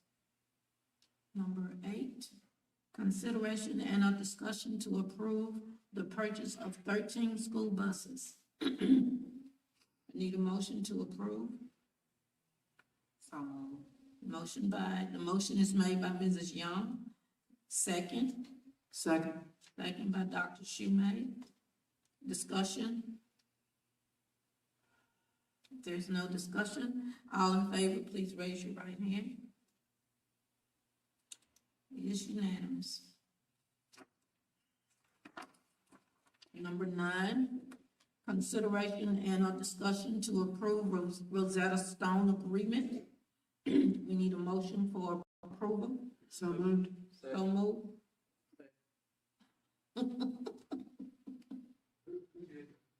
Was motion by Dr. Shoemaker and second by Mr. Spears. All in favor, please raise your right hand. It is unanimous. Number 10, consideration to discuss and approve reimbursing the cost of taking the CDL test and renewal for coaches, directors, and sponsors. We need a motion for approval. Motion is made by Ms. Young, second. I'll make the second. Any discussion? Just one question, and are these reimbursed? They are allowable, correct? Yes. Yes.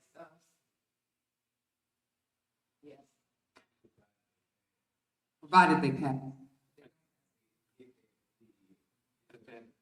And is there a time frame that, hey, they go and they take it and they decide, hey, I got this, now I'm gonna drive for company XYZ over here, but I've already got it because you paid reimbursement for it? Do we have any? Usually, if it's a coach, they're on the contract with us already. Okay. Usually that's the only one who do it. So Okay. not doing it for just regular bus. Okay. This is gonna help us with, Mhm. and then having our own employees make a huge difference. Okay. Any other discussion? All in favor, please raise your right hand. It's unanimous.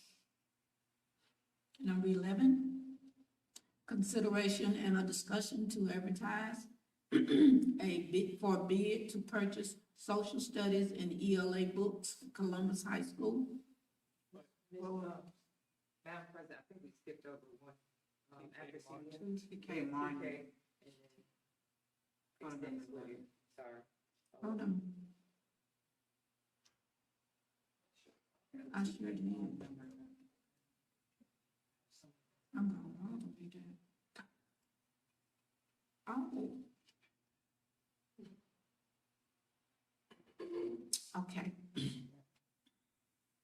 Consideration and a discussion to approve contract agreement between Columbus Municipal School District and MSU TK Martin Center for Technology and Disabilities. We need a motion to approve, please. So moved.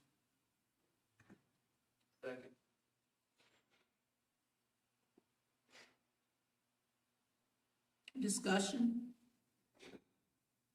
It has been motioned by, I'm sorry, Mr. Dunn, motion by Ms. Young, second by Mr. Spears. Discussion? No discussion, all in favor, please raise your right hand. It's unanimous. Number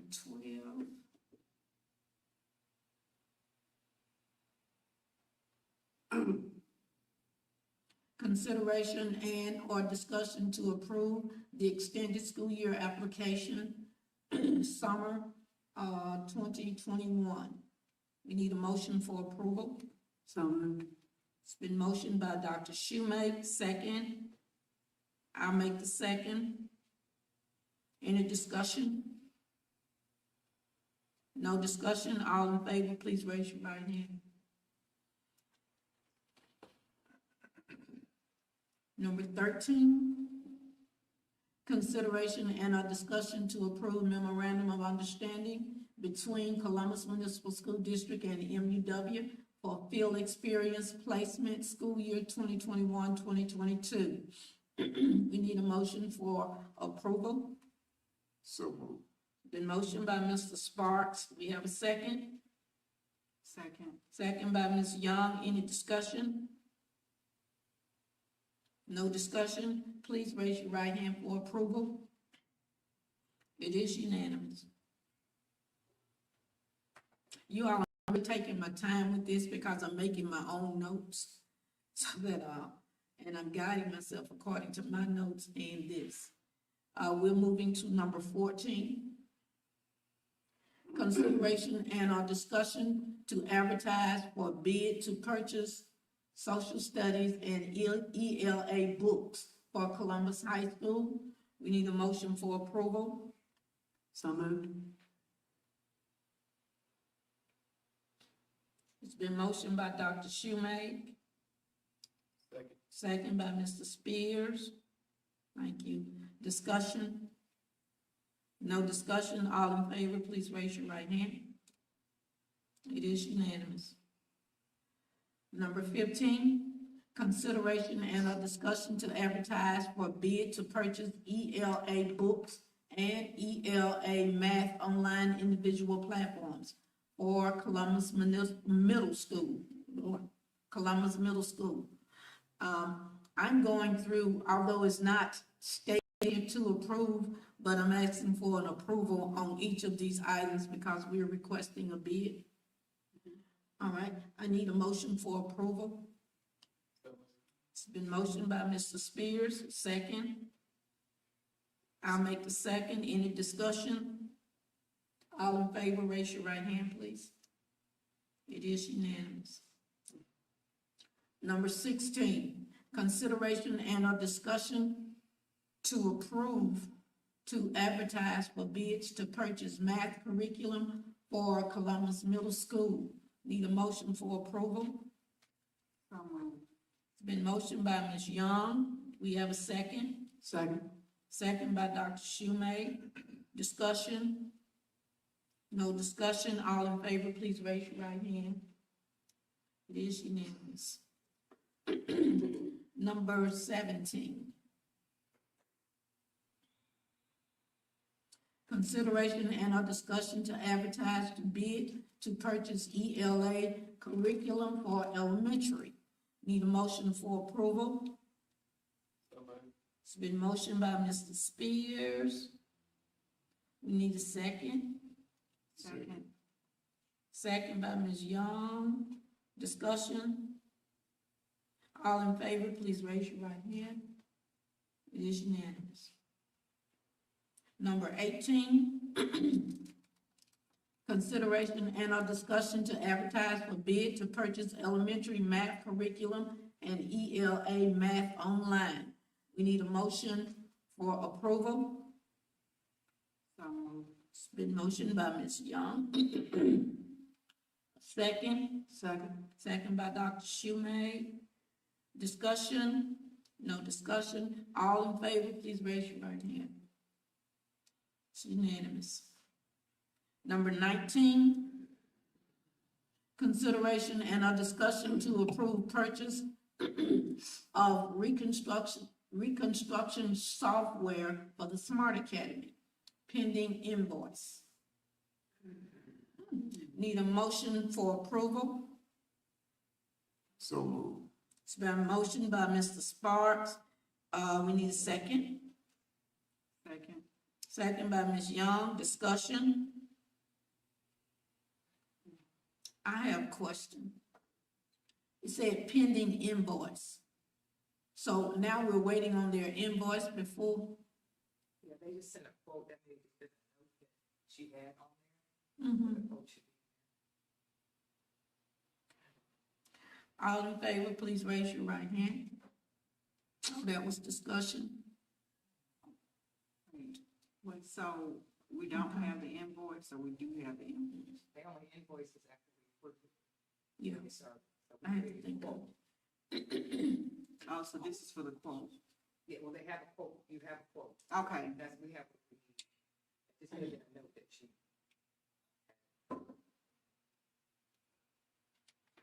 Are we doing this wrong? Okay. Dr. Schumacher, you have a question before we move on? Okay. I'm not sure I'm following the chronology on this. So we have already actually approved this in a prior meeting? No? No. Okay. Let me try again. But if we're pending an invoice, that means we've already been charged, right? No, I just think it was there. That's just. Oh, What was there by accident? Pending invoice. Because I've never seen a Yeah. approval before with that. Yeah, That you're pending invoice? yeah, yeah, you have a quote in your, that's just probably an error. What number is that? Number 19? No, we don't. Yeah, okay, it's worded a little different from the one that I'm reading anyway. So pending invoice was not to be on the statement. But where is the, are you saying that it's in the packet? Yeah, it should be. It's not.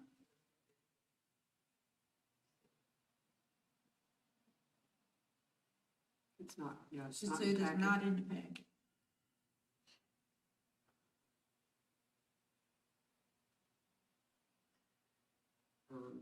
I need a motion to, table this, item for further clarity or? No, we were in discussion. You It was motion. The motion was made by Mr. Sparks. It was seconded by Ms. Young. And I think then I had a question during discussion. And Ms. Young had a question also. I had So that we there haven't was a voted vote. yet. I had that there was a 5-0 vote. We're talking about number 19? No, it must have been 3-2. Before somebody put the Yeah, brakes I on it. got a vote down. It didn't record the vote, I'm sorry, but it indicated, I thought some, y'all voted. Right. Oh, We got so a wait. question during the vote. Right. So it was 3-2 and the motion failed. She didn't vote. I didn't vote. You didn't vote. It looks like you said you didn't vote. Okay, so You the never got motion is failed, so it is a 3-2 or 2-3. I saw 3 hands and 2 up here that didn't vote. So it's 3-2 that it passed, and that was the question. But I think if we can still take it back up, Yeah. right, Mr. Dunn? Absolutely. Yeah. I never did note that we had But- voted. Yeah. But the 2 that were in the Did you want them? the minority of the vote, bring it back up, it has to be among you. Is that correct, Mr. Dunn? Let's Yep. step back. Okay. What did you say, Mr. Dunn? The only, I didn't hear you. Thank you. excuse me, the only thing that I'm interested in is just making sure that I understand for the minutes, Ms. Woodard, Dr. Shoemaker and I are just trying to make sure. So Mhm. even though maybe it was a jump of the gun, there was a vote and it failed 3-2? No, it passed. It passed. Okay, it passed 3-2. Yeah. So now, is there clarity that's needed and maybe another vote is what we're saying? What I'm trying to understand, if we had already voted, from what I'm writing and reading here, The motion was made by Mr. Sparks. The second was by Ms. Young. Right. And then, I said discussion. No one had any questions, and I asked a question pending invoice. I had a question about that. And I don't recall voting. We did. Did- We voted. All right, after my question was answered. we voted. Okay, if you voted, Because I'm could you, noting could you, everything. for our sake, could you tell us who voted how? Who voted the three that voted for? Yes, I did. Okay, And then it just came to a sudden halt. Vote. Question, and I was looking down, so I didn't know. okay. Okay, so we voted, and then Ms. Young had a question. So we can answer your question, and it could be brought up again and voted on again if you're not happy, as long as Mr. Spears said, the ones that voted, it's gotta be a certain person. I'm content with my vote then. Okay, Ms. Young, what's your question? They answered it, that we didn't have, I was saying we didn't have an invoice. Okay, okay. I'd say time to move on then. Okay. Yeah.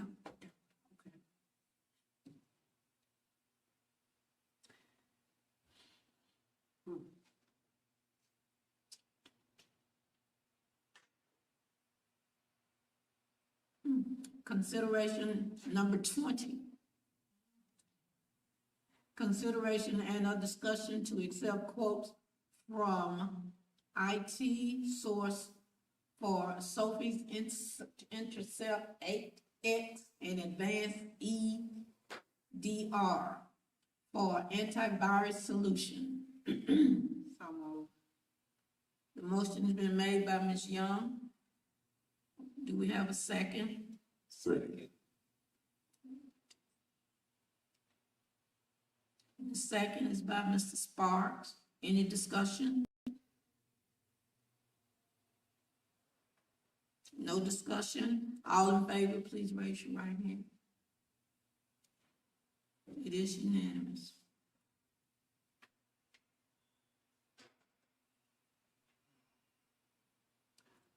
Now we're at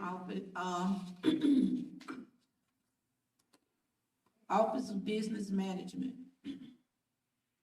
Consideration for approval of the finances. All right.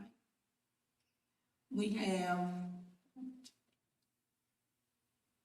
the monthly financial statement reports. Policy DI will be the fund balance report, will be the cash balance report, the budget status report, the monthly revenue report, the monthly expenditure report, and 1.6 certification and summary of reconciled bank statements. We can approve all of these together if the board is satisfied with this. We need a motion for approval. So moved. It's been motion is made by Mr. Spears, second. Second. Second by Mr. Sparks. Any discussion? No discussion? All in favor, please raise your right hand. It is unanimous. Moving on to item 1.7.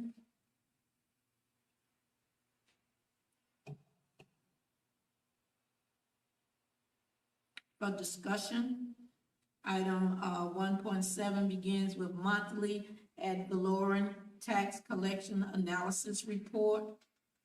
1.8 is CMSD fund balance trends. 1.9 would be the bank and cash balance yearly comparisons. The athletic reports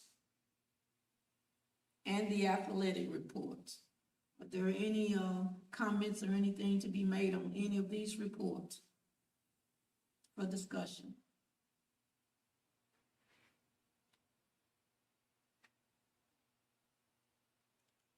Moving on to 1.11, consideration and a discussion to approve the budget amendment report. We need a motion, requesting a motion for approval. So moved. It's been motioned by Mr. Sparks. Do we have a second? Second. Second by Ms. Young. Any discussion? No discussion? All in favor, please raise your right hand. It is unanimous.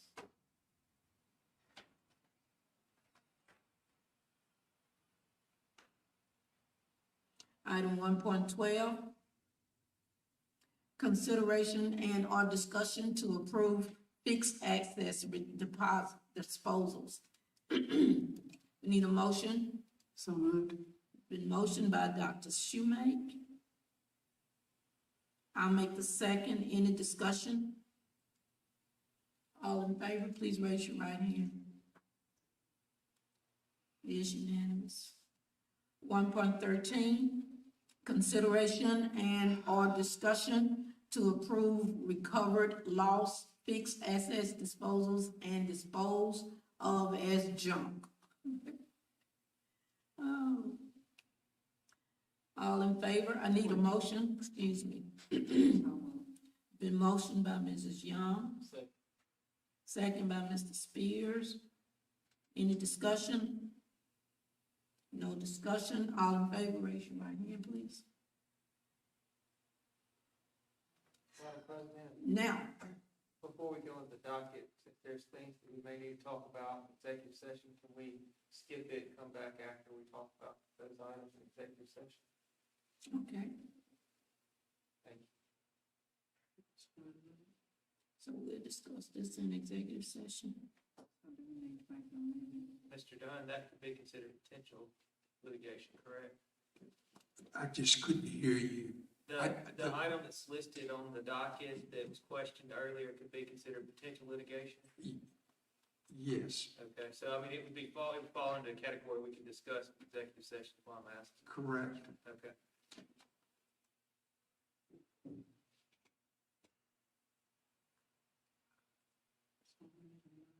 Okay.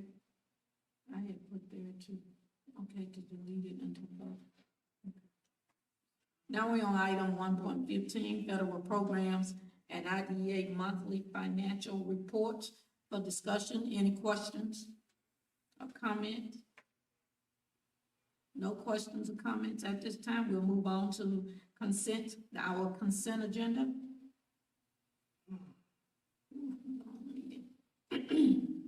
Monthly policy review update, policy BD, policy BDB, policy BDE.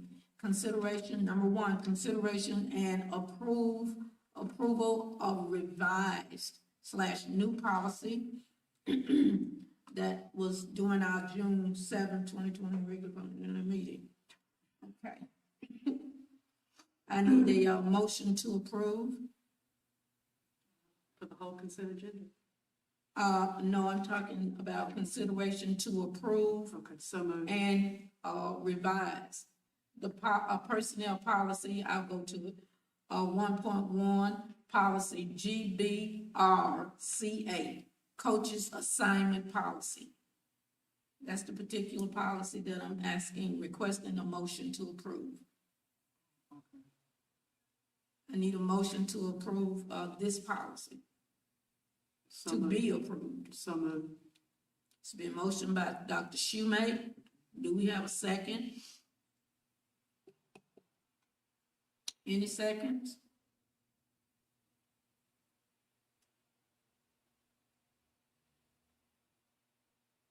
We do not have a second. So this particular, policy, Mr. Dunn, is fails. Yes, sir. It fails for, it's not approved because there was no second. Okay. I mean, you really can't even have a discussion about it without a second. No second. We can discuss this in executive session also. Well, not necessarily. Only Okay. if it's appropriate for executive session, and I doubt that a policy on coaches assignment would be. If you But the just, policy, the way the policy reads itself, well, what I would like for us. you can't really have a discussion about it unless you second her motion, then you can have a discussion. without that, you can't have a discussion on something on the agenda without a motion and a second. Well, I'll move back and I'll second Dr. Shoemaker's motion. Okay, the motion has been, Cox made the second, and, right now we're, at discussion. Any discussion? Yes, as far as the discussion goes, I have a question about, the way the policy is reading. And if I read it and understand it correctly, it is basically states that if you do have a person that's in a coaching position and, they want to rescind the position as a coach, being a professional, they would also have to resign the professional position as well. Is that my correct understanding? That's correct. And thank you for your questions. I know you had some questions this weekend, but this has been a long-standing policies for districts like West Point, Starkville, Biloxi. It was the policy 20 years ago when I was a basketball coach in Biloxi that I knew that my position was associated with my coaching position. If you come in a dual role to coach, it's an unfortunate circumstance, but it's generally the way these districts operate. The issue arises is when you have specific positions. If you, let's say, forego a coach and say that you no longer want their coaching services, then we don't have a position if they try to recruit and hire another coach. So if that's not the direction we're going, we'll just move forward. Any other discussion? I don't have any discussion, I just, Questions? no, I mean, it was pretty clear. It's obviously gonna be it will be a problem to meet instructional goals if that's our specific need. If I take on a role, I understand you take that role on, but there's sometimes when you do have to step back from things, you may have personal things going on, but I really don't have a discussion. It was pretty clear and obvious. Aside from the principal makes a recommendation, is that what we're saying? And that state statute, like Mr. Keith went over, is specific duties and responsibilities of the principal superintendent, so the policy has to be written in that manner. Even though the sole responsibility, I can designate the athletic director to do some of those things, we're obligated by statute to do specific responsibilities in the environment. But the only other Starkville's policy with this particular item isn't written this way. I looked at several others, so it just seems like we're going a tad backwards, but I don't know. You said that this is, there were other districts that were written this way, but, I mean, I don't have any. Well, the policy may be written a little different, but the association with the coaching position thank you. The Association with a coaching position, with a teaching position, is very important, especially at the secondary level. Let's say, for instance, that we have PE positions, and we designate those positions for coaches. So if a coach decides to stay and they take that position, then if you try to recruit somebody else to coach, that position is not going to be available. So you're going to have to find somebody maybe with a different endorsement for something that's available, and we can't let that impact other areas. But that's generally how it works. And so if we don't have that, it's just going to make the recruitment process for athletics a little bit more complex and difficult. But we can move forward. Yes, excuse me. One thing that gives me pause about it is, let's just say that you have I'll just throw this sports coach out there, without getting specific to a sports coach out there, and they have some success, but then they have a couple of years, for whatever reason, that they just really don't do well. But over those 3 years of being employed, they're the best history teacher, or they're the best science teacher, the math teacher that we have in the building. And so the way I read this is that, hey, we love you for what you're doing in the classroom, but you're just not getting done on the field, the court, the pitch, or whatever. And now, by this policy, it would say, yes, we're going to be able to hire a new coach, but we're going to lose a valuable asset in the classroom, the hallways, because they weren't getting it done on the field, but they were getting it done in the classroom.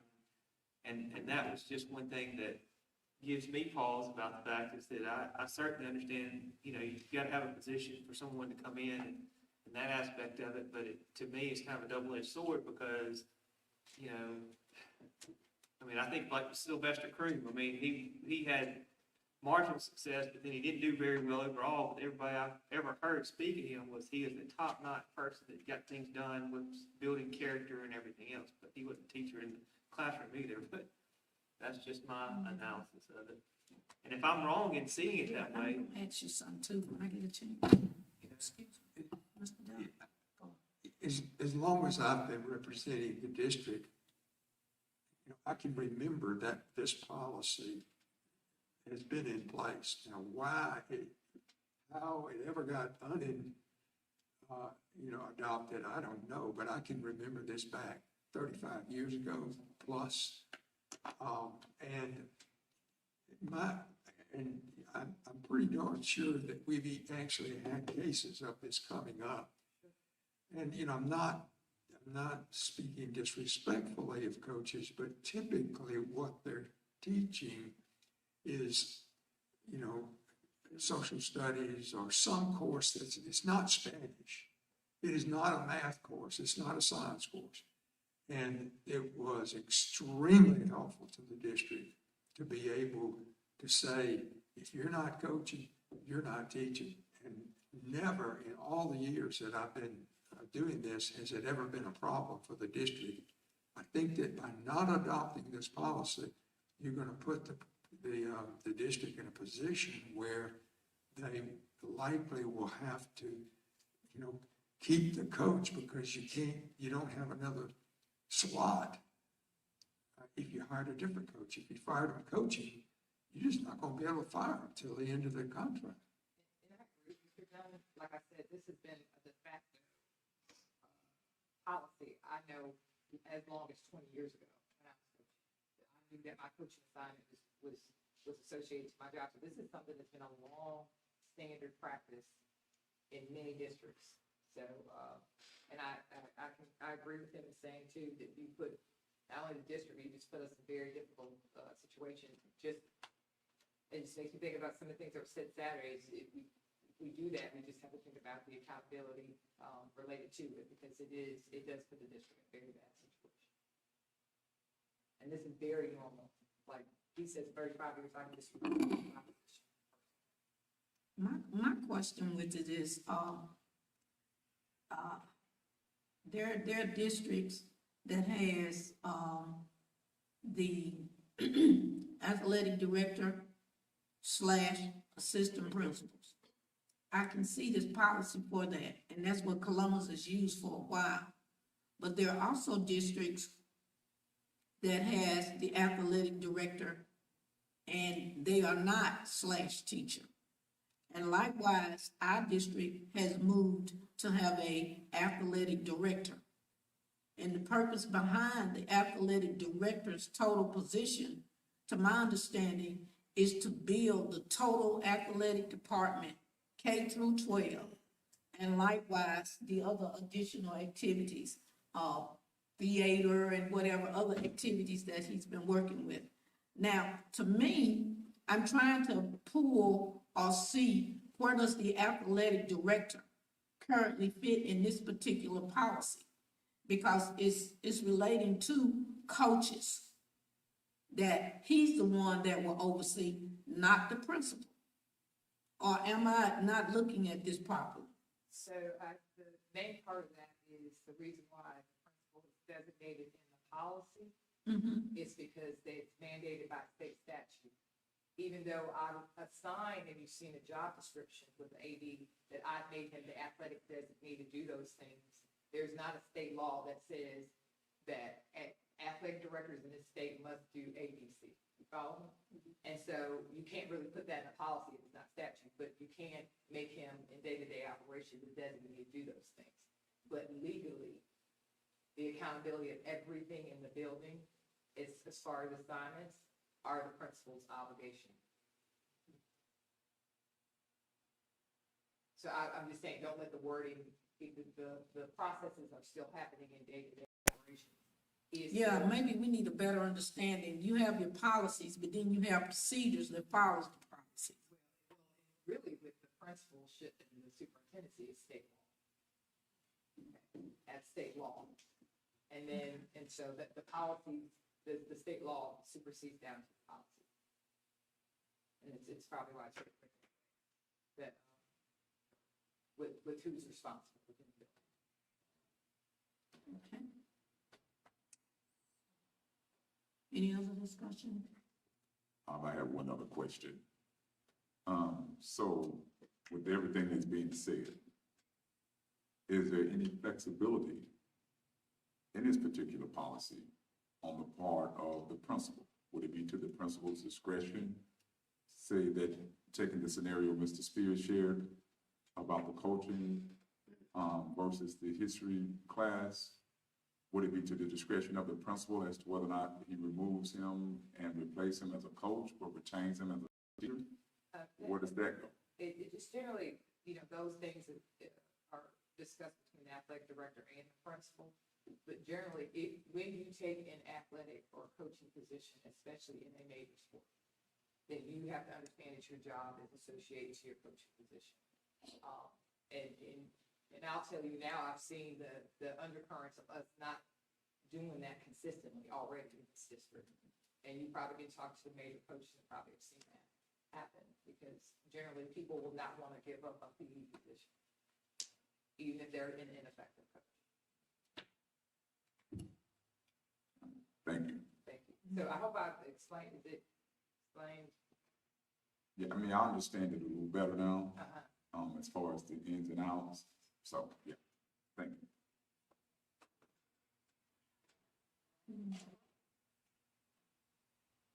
Okay. No further discussion. All in favor, will you please, please raise your right hand to approve. 3. All opposed? Okay, the motion passes.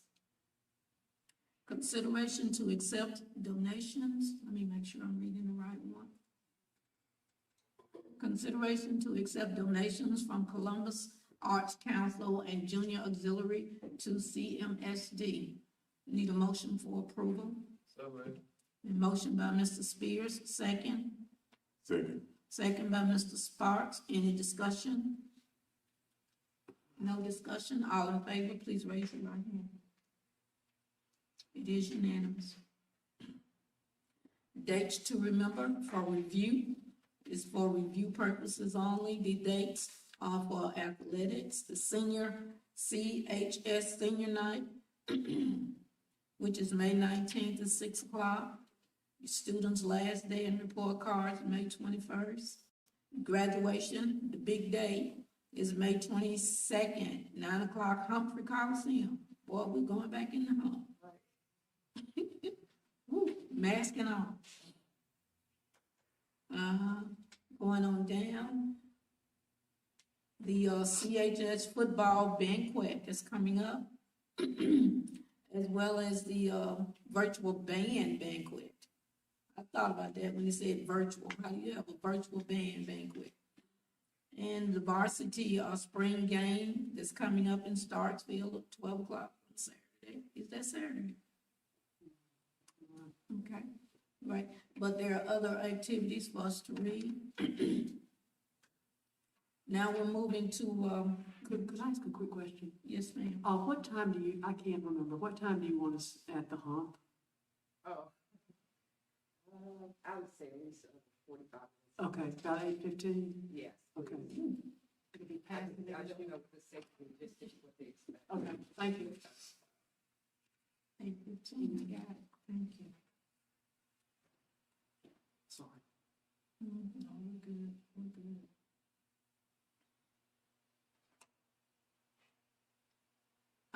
Board meetings that are coming up. Our next board of trustees review meeting will be on the 2nd at 11:30. I have my computer up and working really good then. I got someone coming to check it. I'm not gonna claim that it was me. And, just a little side joke, I know it's been a long day. The Board of Education, our regular review meeting, regular, trustees meeting will be June 7th at 6 p.m. And now it is, the Columbus Municipal School Board, now we will consider, closed determination for executive session, policy BCBK. We need a motion. So, Been motioned by Mr. Sparks. We are in executive session, and I will, oh, you want us to vote? Oh, one motion need vote, gotcha, sorry. I'm moving it too fast. All in favor, please raise your right hand.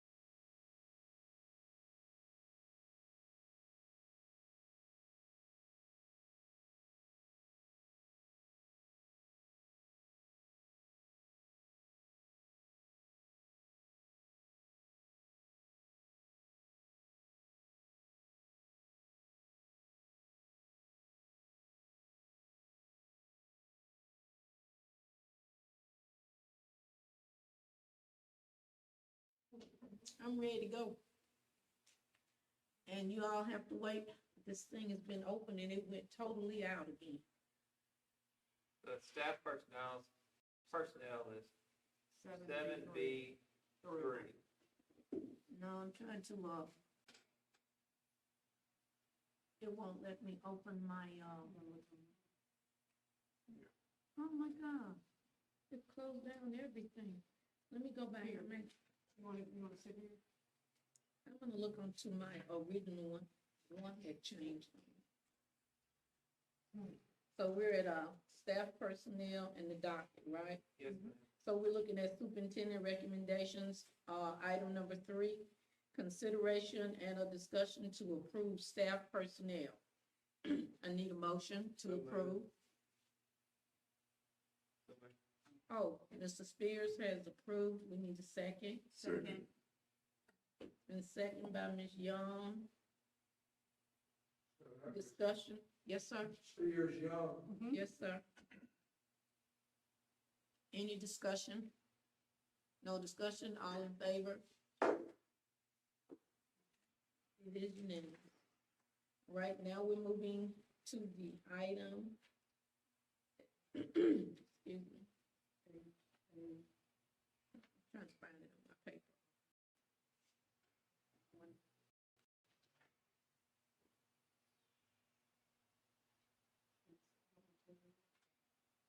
Oh, I was looking for it on my. All right, that's right. One, 4. I do not see it.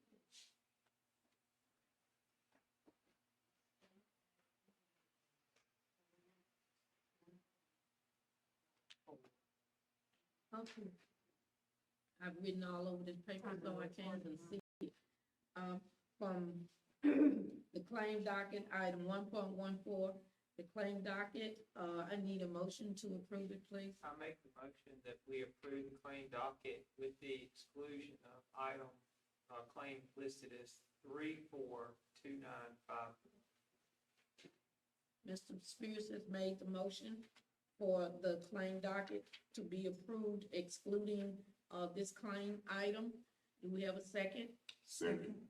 Second by Ms. Young. Mr. Sparks. Second by Ms. Sparks. All right, any discussion? I just have one quick question, just for clarification.